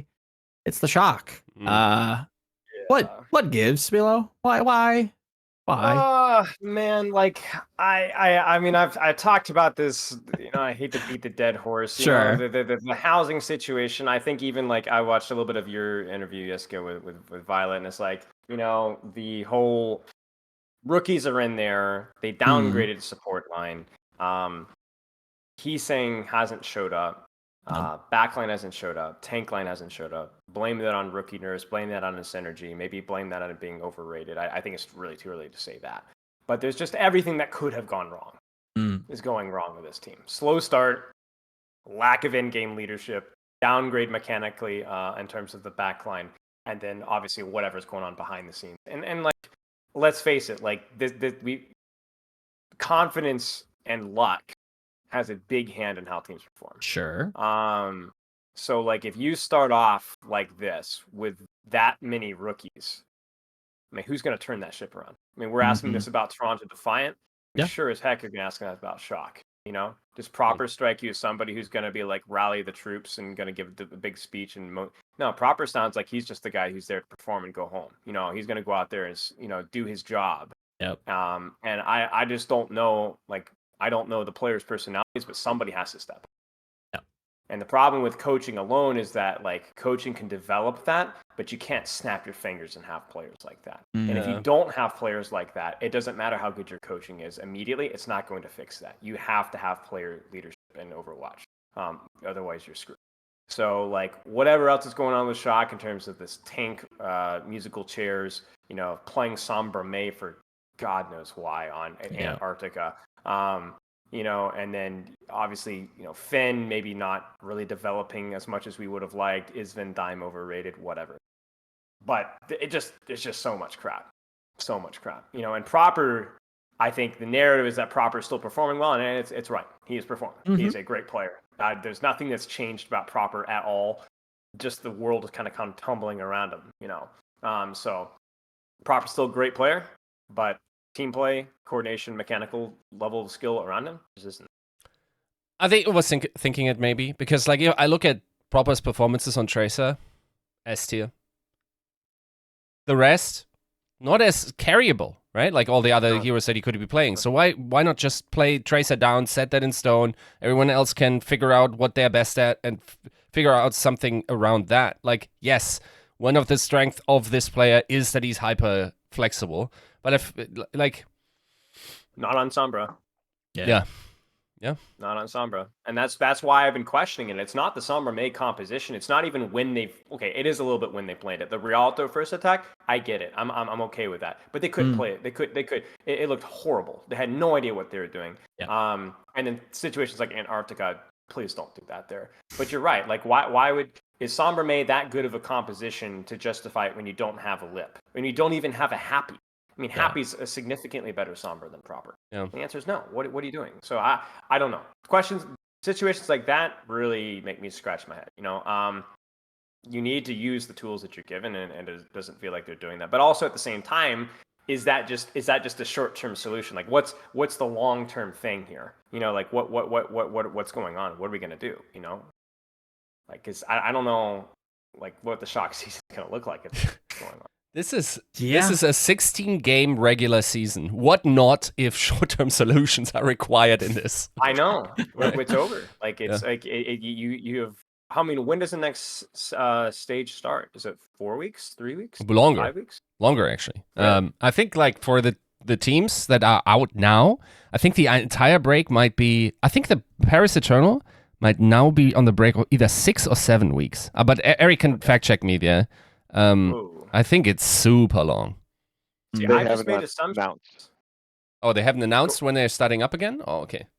Yeah, because I'm just thinking like, oh, it's like last season, it's for some reason. This is where like my weakness has always been like the logistics. I have no idea what's going on. I don't know what day it is. Like, I don't know. Sure. So it's like, but it's like, that's crazy.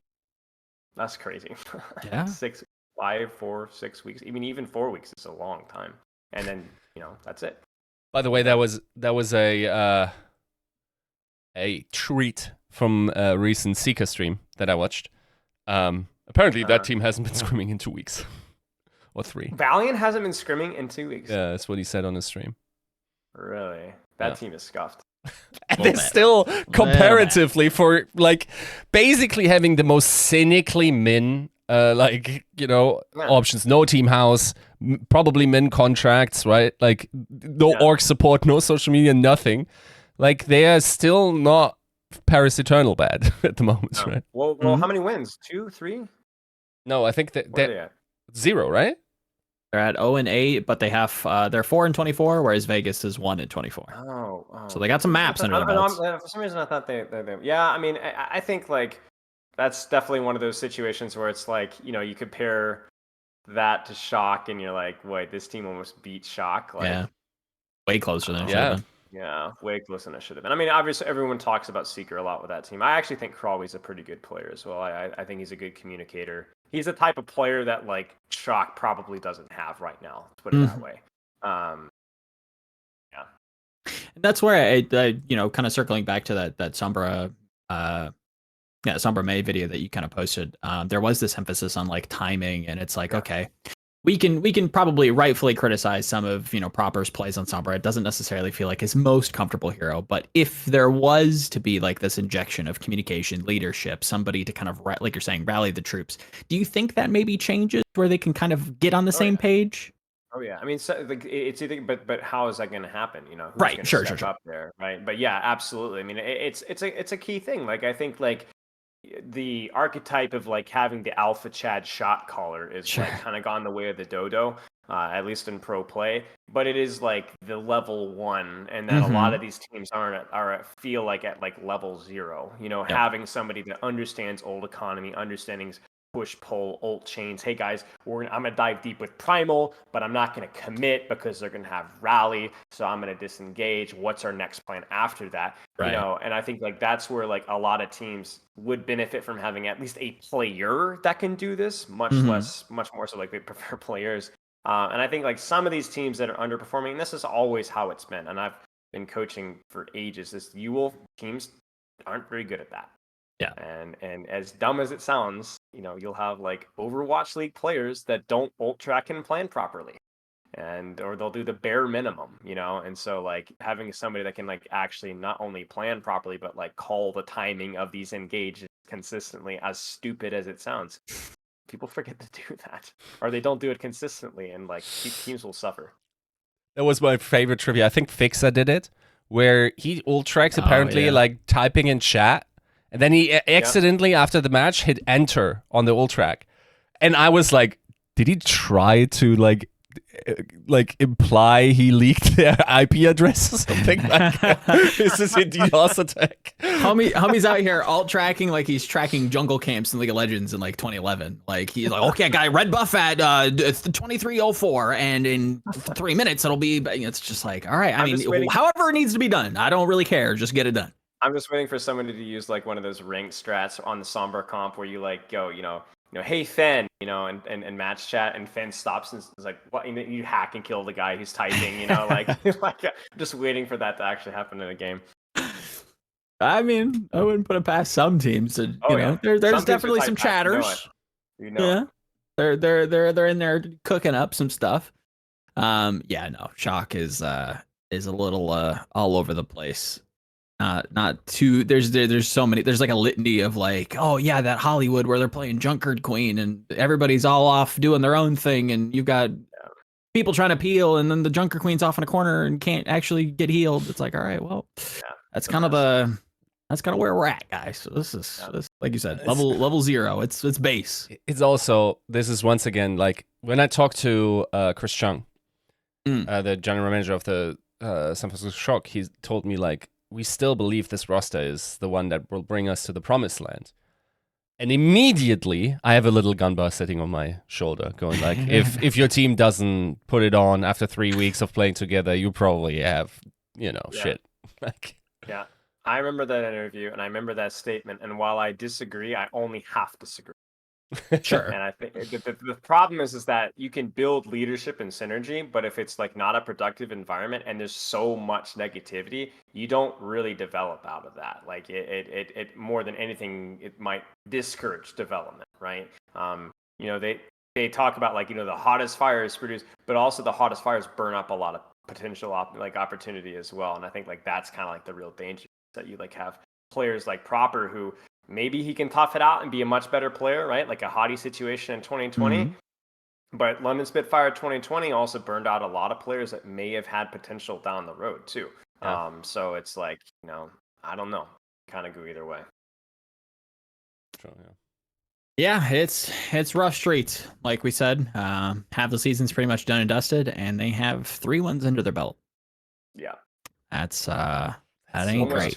Almost two. Yeah, and also yeah. really like they have wins against the Defiant, the Excelsior, and the Los Angeles Valiant, and they've not clean swept one of them, right? Yep. No. This is could have lost Shock and Valiant.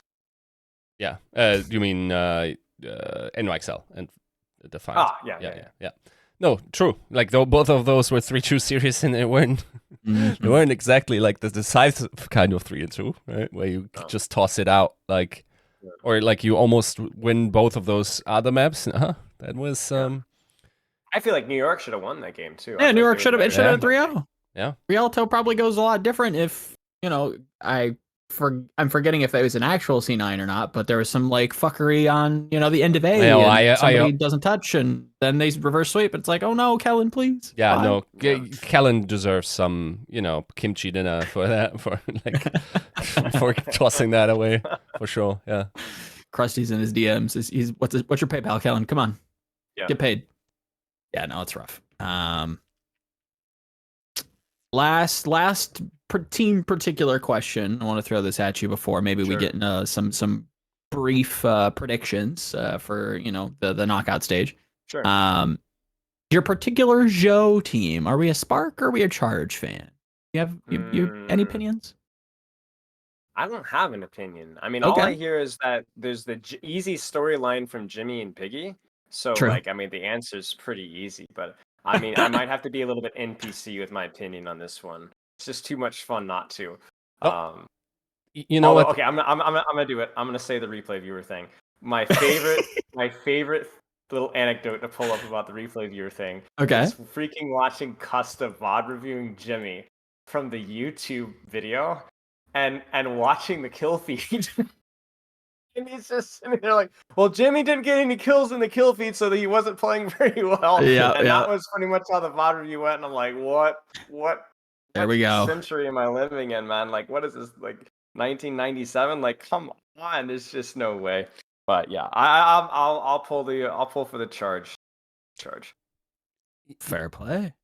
There's also conflict of interest because I can't vote for Team China right now. I'm technically helping World Cup. Okay, all right. Anything That's associated fair. with it doesn't work. So we need everything going our way. I think this fall season. Any little way I can contribute. Here's what they don't tell you on the North American side of social media, and especially Reddit. Piggy and Jimmy, in my opinion, yes, Jimmy fucked at the start of the qualifiers. I think he's been pretty quiet recently. I think the real superstars of that team are Choiseone. That dude is still fucking unreal that nobody bought that kid out.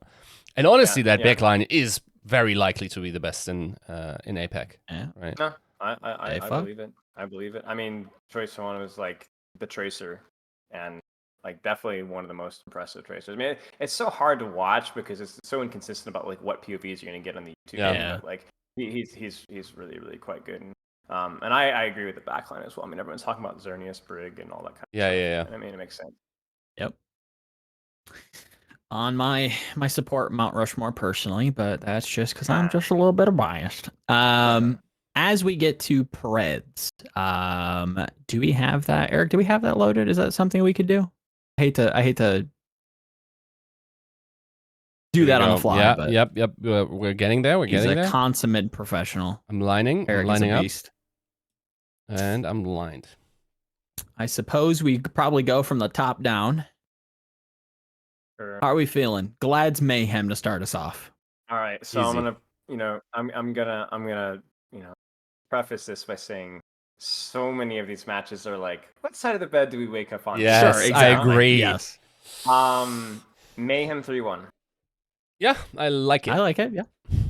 I like it a lot, especially with, the way that Gladiators have been performing. I think you kind of prefaced this earlier with the discussion around, that Justice head-to-head, where it's like, okay, well, they're kind of playing down up to their opponent, and it's like Mayhem, they've been professionals through and through Glad just all getting me in season. tournaments though. Last season, getting PTSD, True. like these guys I think FaZe hands out the crack right before they get on the computers. It's a different team.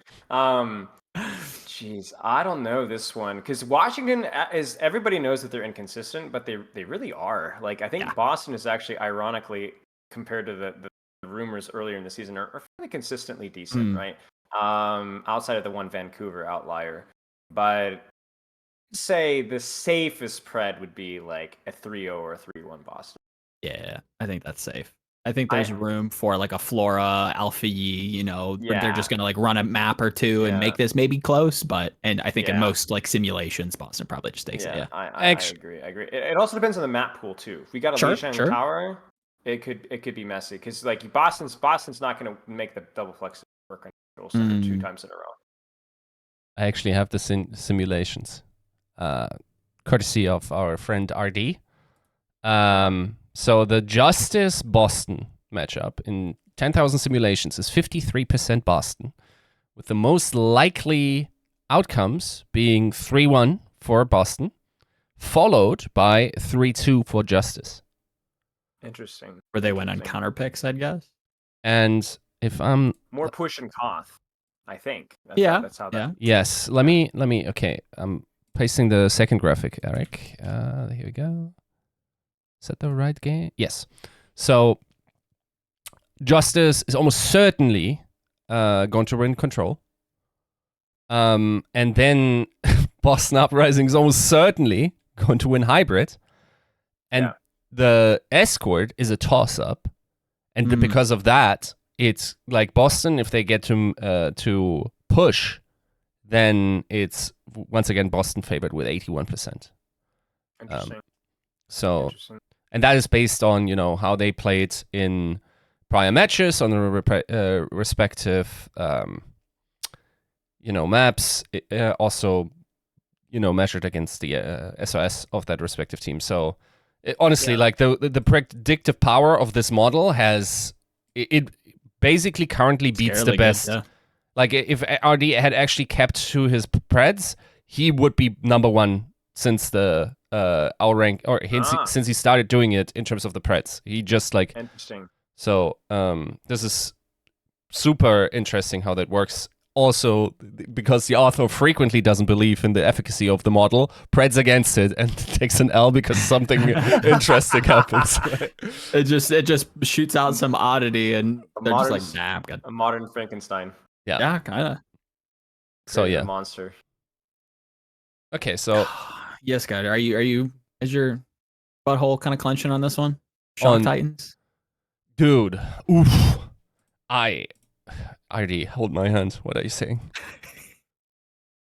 I think you know where it's going. I think you got to walk into the light with me, brother. Walk into the light.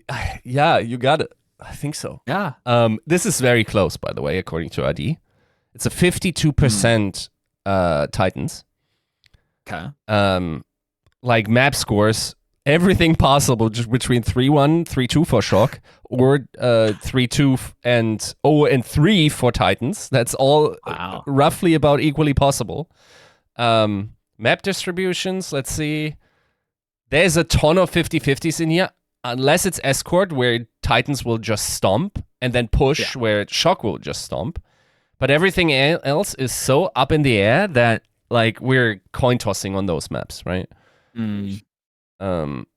So I got like, because it's I gotta go with the stats, man. Like I have no feeling. Even my gut tells me Titans. You're a good Bayesian. Yeah, even my guts tell me Titans here. To be honest. Yeah. Spilo, I mean, we've got the statistical breakdown, but from a professional eye test, like where are we sitting? I just don't think Titans are that inconsistent. That's the problem. Right. Shock. I think like if any team is going to show up and do fine, it's going to be Titans. They're your average. They're going to get up 9 to 5. Going gonna go work in the coal mine. Gonna 40 hours a week. It's gonna be, and so like given that, unless Shock like has their come to God moment over the next week or two, then it's gonna be 3-1 Titans or something like that. Yep, I like that line. I think Shock are probably good enough for one where Proper just does something crazy in the 24th hour, hits like a 2K pulse, and draws it to overtime, and they clutch something out, and oh darn, they win control or whatever, right? I think that's probably where I sit as well. New York, Toronto. I don't even like thinking about this one. This one just seems like it's all over the place. And are you ready for the spice? Oh no, yeah. Spice, Rio, Toronto. Oh. Yeah. Dang. I think Defiant is going to wake up and be like, we are not losing to New York. It's not happening. And just through sheer willpower alone, like they will brute just through their own gusto. I mean, they should.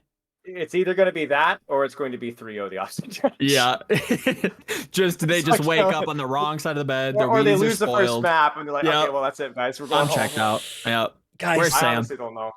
Guys, I have new information that we might want to consider. Oh, no.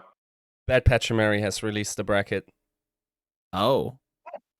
Okay. BP. They accurately, we're good on Florida Glads because they predicted Glads to win that. So of course it's going to be Florida. Safe.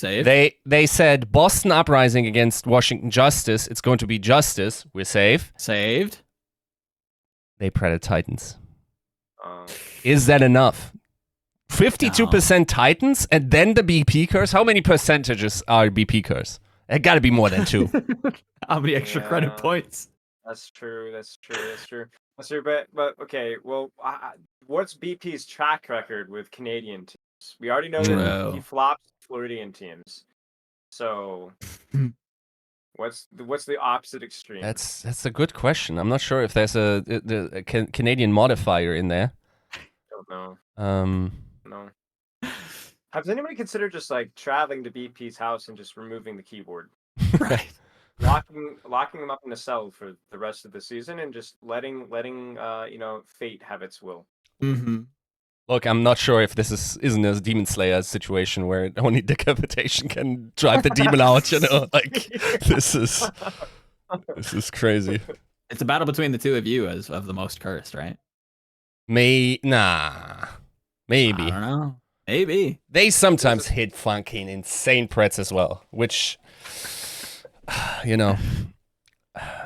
See, this is going to be either really good or really bad, though, because this is my first Preds ever. So maybe I break the mold, or I just become like I'm another curse of itself. Like there's a lot of variables to play here. I'm not.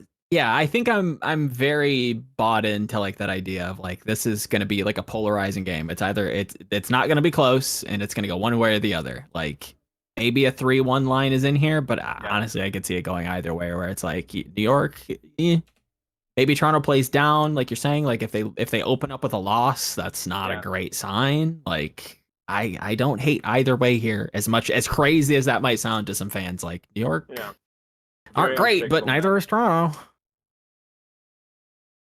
It's dicey either way. By the way, Yiska tiebreaker. Where are we going? What do the stats say? Stats say 80% NYXL. Whoa. Yeah, I don't hate that. I don't think that's crazy. Most likely score by a lot, 3-1. Yep, 3-1. I like that. Map distribution. Toronto wins control, loses hybrid, loses escort, and gets stomped on push. 89-2. That hurts. Yeah, I think you almost have to go NYXL, maybe. Yeah, if we're letting the bot control things, and Then again, BP NYXL. See which one of them do we dislike worse, right? The bot or the prediction.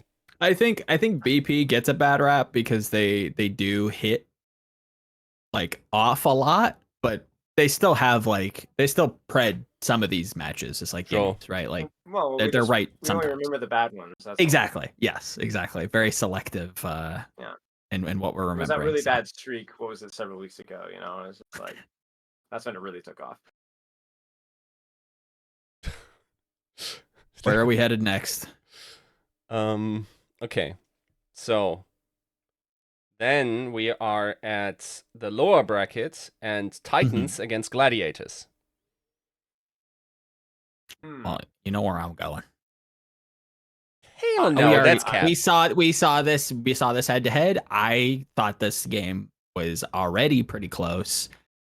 I agree with what Spilo was talking about at the start of the show, where they're playing a little down. I think it get a little scrunky. I think I think most of what I said about Titans in the preseason has come to pass.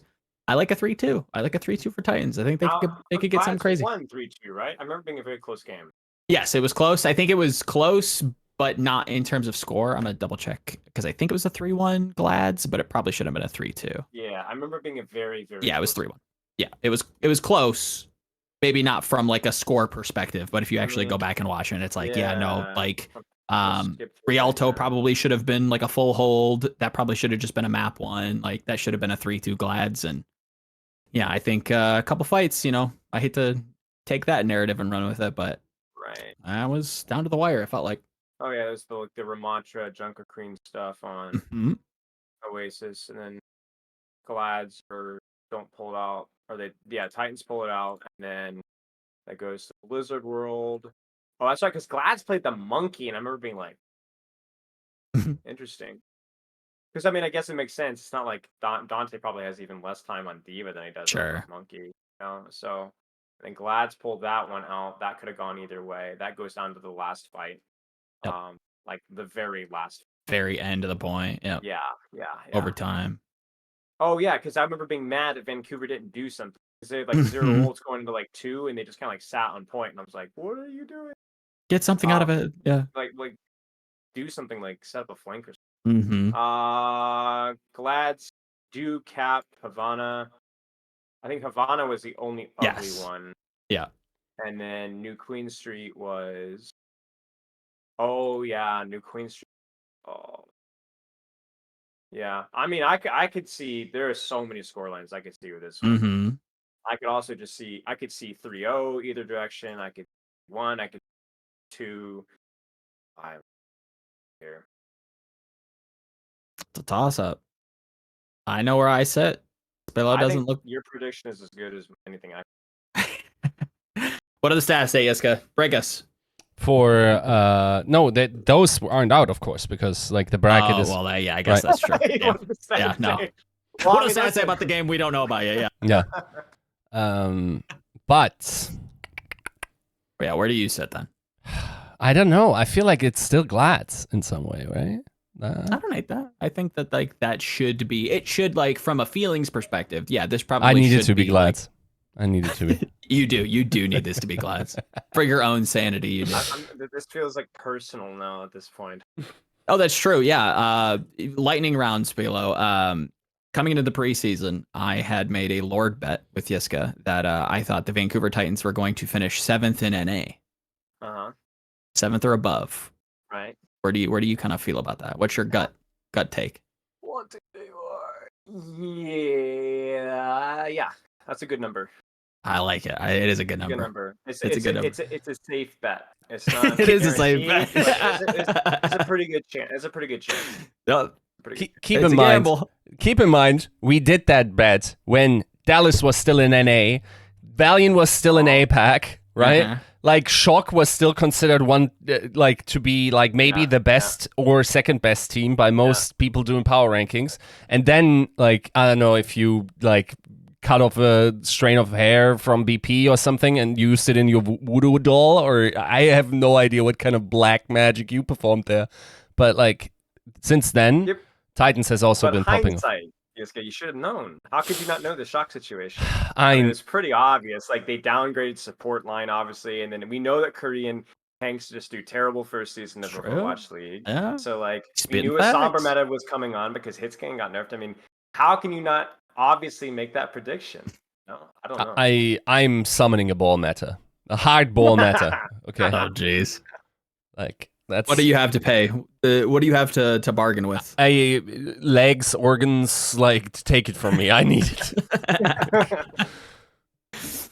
He does like being right. To be fair, he would probably sacrifice a finger to be right. I would. Yeah. Who needs pinkies, guys? Come on. True. Let's be real. Who's next? We've got that's our Titans Glads. Defiant Justice. Am I wrong in saying that Justice probably just runs away with this? I don't know, man. Like it's I have no idea. It's like trying to predict if you're gonna get struck by lightning. Yeah, probably not. I don't know. Like it's this could be like again, it feels a lot like the New York Excelsior match, but more favored to Justice. So like it could really go either way. Like Mirror could just show up and just be like, haha, y'all suck. Starts beaming in match chat and it's just over. Alfie just like annihilates everybody on site. Flora decides to aim lock. But I was so excited to watch Flora because that guy's player cam looked like the most fun he'd ever had in his life. I was he was so glowing. used to watching New York last season. Yes. And he was like an NPC. The guy did not blink the entire season. The entire season, he didn't blink, Yeah. And the guy legitimately looked like he was having such a good time. That was like honestly one of my favorite moments of the whole season. Terror runs over and gives him a big old hug. Like he was the star. He was doing some damn good work. Yeah.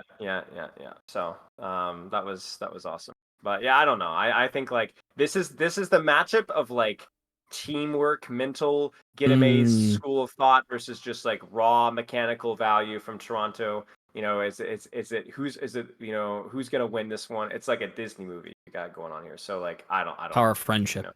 I feel like Justice has the advantage just based off of like what we've seen the last few weeks. You're crazy if you're not predicting Justice, but I'm also not like jaw-dropping shocked if Defiant decided to show up either. Yeah. I believe in the Gunba that believes in Alpha Yi. He's a great player. Nuts player. To state the obvious. Yeah. Well, depends on who you ask. Where does that leave us? Upper bracket against Florida against Boston. Bless me, man. That one's actually kind of tough. Eileen Mayhem. Great match. 3-2 maybe. Yeah. If you're ever to give a 3-2, it's here. Yeah, I agree. Agreed. Yep. That gives us Glad's Justice. Justice making it that far. I mean, it's crazy how it settles out. I'm happy for him, but not a team I thought was going to get that far. I mean, they recently 3-0'd Glad's, right? Agreed. And I mean, you talk about the head-to-head, like this is the rematch. It's, they might just do it again. If this bracket shakes out this way, they might legitimately fly to Korea. Yeah. Which will probably piss off the org trying to save money. Right. Yeah. Damn it, I have to pay for flights. I feel like Glad's has a little bit of that Toronto Defiant where like I don't think Kevster is going to let them drop 3-0. But who knows, like he'll do some heroics. He'll do something, but also it depends on the map pool. We see Shambhala, Antarctica, we see a lot of Lucio comps, so you're not going to be seeing Kevster heroics on those maps. So, I mean, it's not an accident, but one map, Glad's won. Well, yeah, they won, or the one map. Well, no, actually, that's not true. They lost. They lost in Hollywood, too, versus the Dive. But Kevster was on Genji, so that was the first mistake. I think, like, of all the maps that felt like Glad should have won, it was definitely Hollywood, and like that's the non-rush map. So I guess it's going to depend more map pool. I would be surprised if we saw 3-0. I would be surprised if we saw 3-0. I like it. But even like that's the kind of, you talked about like, oh, wouldn't it be so good for the esport if we had, Defiant at peak on the mic, selling fights, whatever you want to kind of, talk about. I feel like as much as maybe Mark Ein doesn't want to pay for flights when it comes to the Justice, like you want to talk about a Cinderella story. We had London last year. Credit to Spilo a little bit.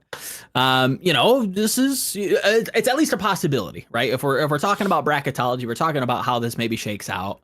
If this ever gets to the head-to-head again and we get a little bit of a rematch, there's a non-0% chance that the Washington Justice in 2023 are going to Korea. Yeah. That's crazy. That's what we need. We need a story like that. That's the stuff that people like. if we put Justice versus Titans, I think all three of us would pred Titans. But just through the nature of gladiators manning to match up versus Titans, but that's the real thing though. Like I think a lot of people like mess us up with power rankings. People were like, "Oh, how are you going to rate Mayhem above Glads when Glads beat them in the head-to-head?" Well, yeah, but Mayhem, maybe Mayhem has a bad day first off. But the other thing is that Mayhem has just looked better versus more teams. Matchups is like for sure. it's like strength of being able to beat some guy in a 1v1 doesn't necessarily mean that you're better him across the board. Like that guy might have a lot better matchups than Mayhem, not had near as many bad games. So I think like it's not crazy to say that Justice has a better matchup versus Glads than they do versus. Unless it's you beating Hydron in a 1v1, on aim duels. No, that's an easy matchup regardless of what we're doing for. That's light work. Yeah. One IRL, Tracer, Zen, it doesn't matter. Anytime, anywhere. Are we about to book a creator clash, but for Overwatch? It's Spilo, Hydron, Marquee. There we go. Hey, yeah, Octagon. I'll let him go barefisted. I'll wear gloves just to be nice. It's over. 10 ounce. Don't want to hurt that pretty. I don't know what weight class he's in though, so we'd have to check that one out.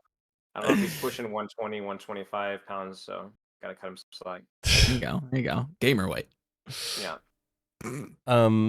By the way, just so we're not confused, right?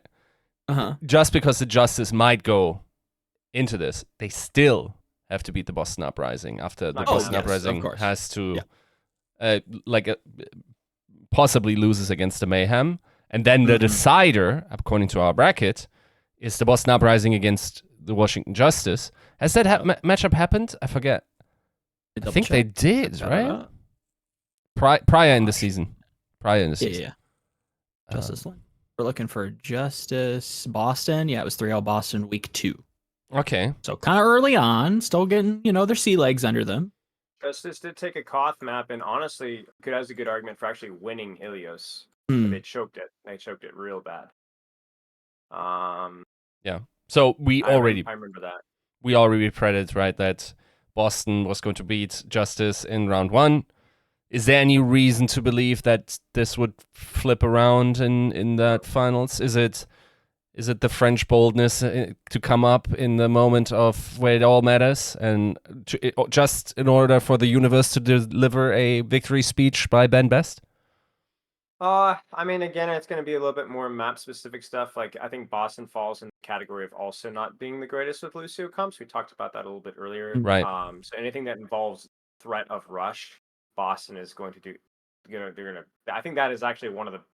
That is Boston's weakness. They don't play rush. They can't play rush.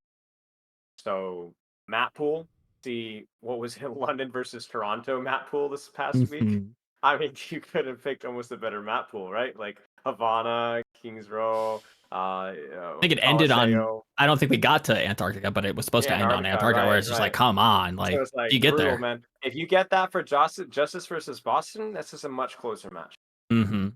Much closer. Lijiang Tower, like I said, Havana, Shambali. You don't know what you're gonna see. So honestly, 3-0 is the safe bet, but if you get a rush map, I think Justice has an advantage. Yep. I think we are getting loser picks, so I would have to imagine that. And I like that kind of game plan. So this probably won't be a 3-0 just because they'll probably be able to pull to a brawl map at some point. Yeah, when is the loser pick start to kick in? I think it's just since the whole series. I think it's since the start. I think. Oh man, that might affect some of the numbers. Let's not hindsight it though. But like that definitely might affect some teams like a New York Excelsior's, Toronto Defiant is another one that might look a little bit different. Like they have clear strengths and weaknesses for like that team. Something like Vancouver, a little bit more even tempered, even though you have an off tank on main tank, because I think Punk's Winston's pretty good. But some of these teams, you never know. Agreed. It is two unlikely culprits. Getting that far. It's mid-season. It is certainly getting mad. I'll say that much. By the way, is that the whole bracket? Yeah, that's the whole bracket for NA. Oh, by the way, APAC. Yes, and then APAC, of course. But RD also ran the numbers, did some Monte Carlo simulations here. I'm not sure if they have Monte Carlo simulations, but sims. And in 93% of all cases, the Mayhem at least qualify. In 68% of cases, they qualified in first seed. And then the Boston Uprising are the second most likely, about 50-50. Most likely to qualify in second place. And then actually, the Washington Justice are the third most likely team to qualify, also like in second place, right? First place, less likely, but still a 15% chance, right? So that speaks to their record that they have had probably a lot of carrying being done by the Gladiators series here in terms of Elo. But yeah, like that's interesting. Like Gladiators, according to the model, pretty outside short, only 10%. New York Excelsior 2%. Chalk 0.22%. Titans 0.21%. And then Defiant 0.01%. Wow. So our model was perfect. We did it. We nailed Pretty it. much, yeah. I think we spot checked pretty much everything. Yeah, pretty much. Except for a little bit of Vancouver bias, but honestly, I think Vancouver passed the eye test at least to an extent. That's kind of where I'm Like sitting with you it. can't tell me that 12 times more likely that New York qualifies than Vancouver. Yeah, that one I'm not so sure on. I think that's more of just like it's bracketology. The input data. Falls.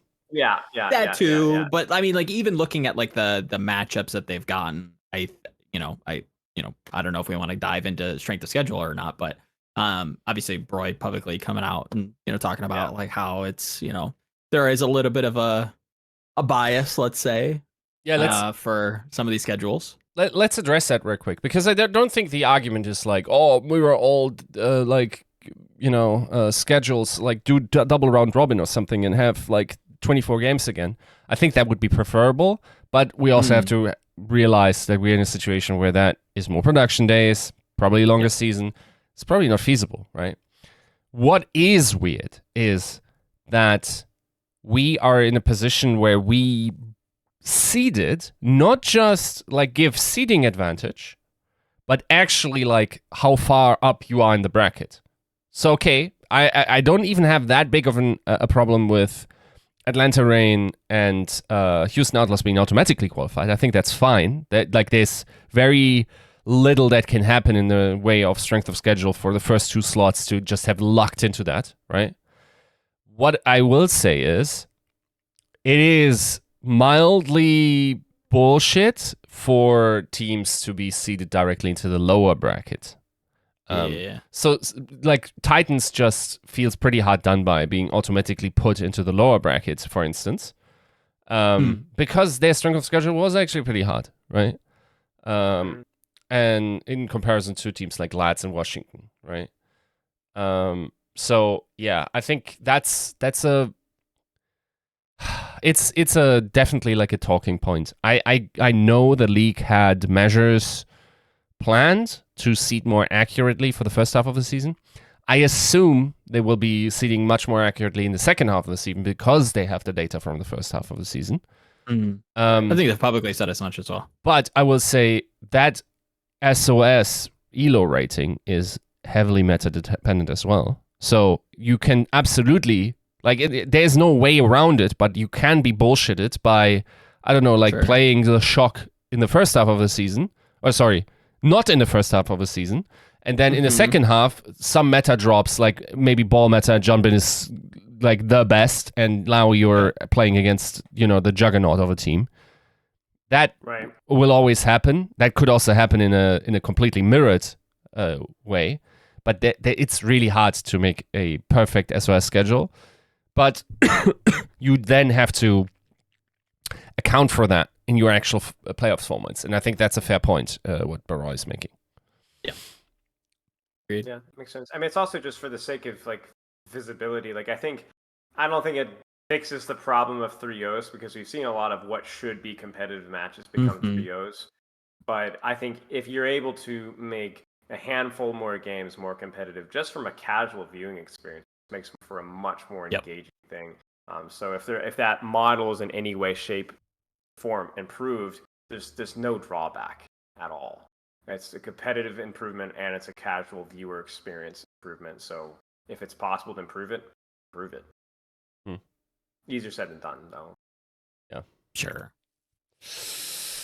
Yeah, I mean, I'm honestly like not too terribly upset by this. I think that's just a hard situation. Ideally, you have double round robin, triple round robin, maybe in APAC or something, or even quad. But if you have the contenders teams, probably not. Like it's hard to balance that. I think like last year we probably did a little bit of a better job, but last year we probably also had much higher budget than we do this year. Yeah, although the production's been really good this year, at least compared to prior seasons. It's been like what I would call is like low production but tight. Mm-hmm. You know, and like it doesn't it's not big, but it does what it does pretty well. You know, it does, which is honestly a really nice change of pace. I think it's effective spending, right? Like someone like Jake will buy, like, just deliver you more value per dollar, right? Then you give those guys a teleprompter, and that's more value per dollar. And then you set those guys in a studio, and some of them are local and whatnot, not in just some like truck.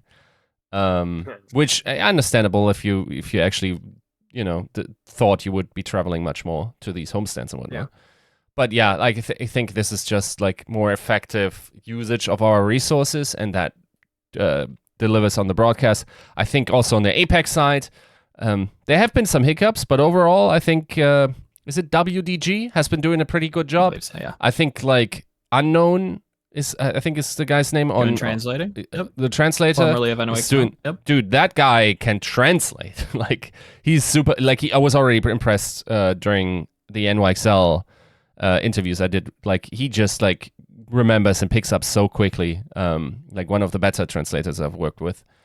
And I think that adds a lot of rich flavor. Also, by the fact that the casters get to ask questions, and then a little bit more point. I think the quality of the questions has also improved throughout the post-match interviews. So, yeah, I'm a pretty big fan of it. How does it feel to win this game? Yeah. Good. Feels good. Winning is good. Yeah. That, like, how does it feel is a question that probably should only be asked after grand finals wins. And even that, like, I think that you get a lot of value from that. You also probably got to know your audience. I think how does it feel works very well with Korean players for some reason. Doesn't work with most Western players. Like, they will almost like inevitably answer the question, "What did it take?" Right? Like, oh, we grinded so hard for this, and I'm so happy that we made it. Right? Like, that's also something that, like, I was studying a lot of NBA post-match interviews. That's exactly what LeBron James will give you. It's not like, oh, I feel so accomplished and whatnot. It's, I sacrificed so much for this. Our team worked so hard. It was such a hardship. Now we did it. Right? Yeah. Everything is possible. So another pet peeve is the how important or how blankety blank is it? And the answer is always very. It was very important or very good or very bad. Predictable. But yeah, the questions overall have been a lot better. And I feel for them because I think like much more so than also the picking the right questions is picking the right subjects to talk to. Sure. Yes. Like there are certain 100%. People that just like make it work every time. And it's absolutely an experience thing. I'm not slacking any of those players, right? Like, but it's very different. Dude, I interviewed Faker at MSI. Pretty sure that man psychoanalyzed me with his stare into my soul. Like he didn't blink once, like when asking questions. And there was honestly some pretty harsh questions. You could just tell this guy grinded out 1,000 interviews that he's been asked, right? And the same is true for, interviewing Simple or Device. These guys are just like molded by the fire, right? That's just not something that a lot of our professional players have. But those that do, you kind of get it, right? Like it's, is there, like, I think that's why like coaches you get a lot of value from, or general managers. It's harder for players, but like someone like Hawk, who has been around the block for a long time and is just like naturally candid, that's always a great interview because the guy will just give you his opinion and is pretty elaborate on his points, right? It's just and Hottie are always fun too. Yes. Last season. Yeah. It's a skill. Something you build up.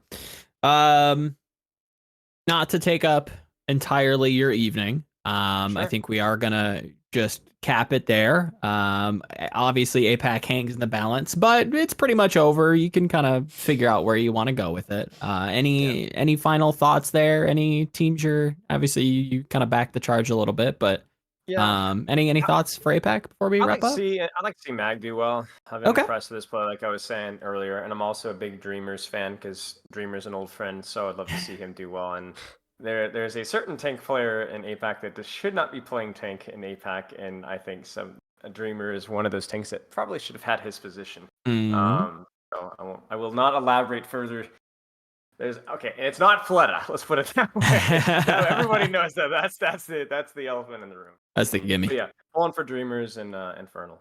There you want to talk about another big story. Dreamers, maybe not even qualifying, if not for a couple circumstantial things, and coming out and doing some hard work. Yeah, it would be something. We do at least try to give the last little bit to the show to the guests. If there's anything you want to plug, and where can people find you, all that good stuff.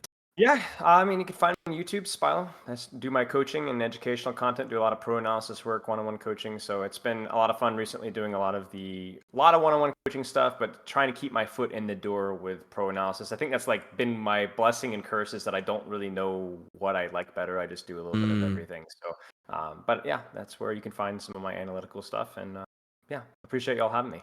Yes, no, it's been fun talking shop a little bit. Obviously, I hate to do a little brown nosing, but my go-to spot, if I'm like, what, I need to bounce some ideas off somebody that isn't actually in the room with me. Like, it's a good spot.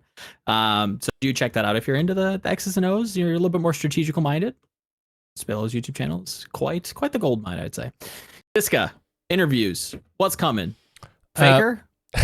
I mean, as you can tell, a lot of teams are just like really focus on the LCQ. Then travel will happen. I hope I can catch some before the travel and can catch them there, because I don't think they will be scrimming too much before they start traveling. And of course, there will be a ton of teams that won't be traveling, so I'm hoping to catch those. I think this week it will remain quiet, other than the Violent interview that I just put out. Next week, I really hope...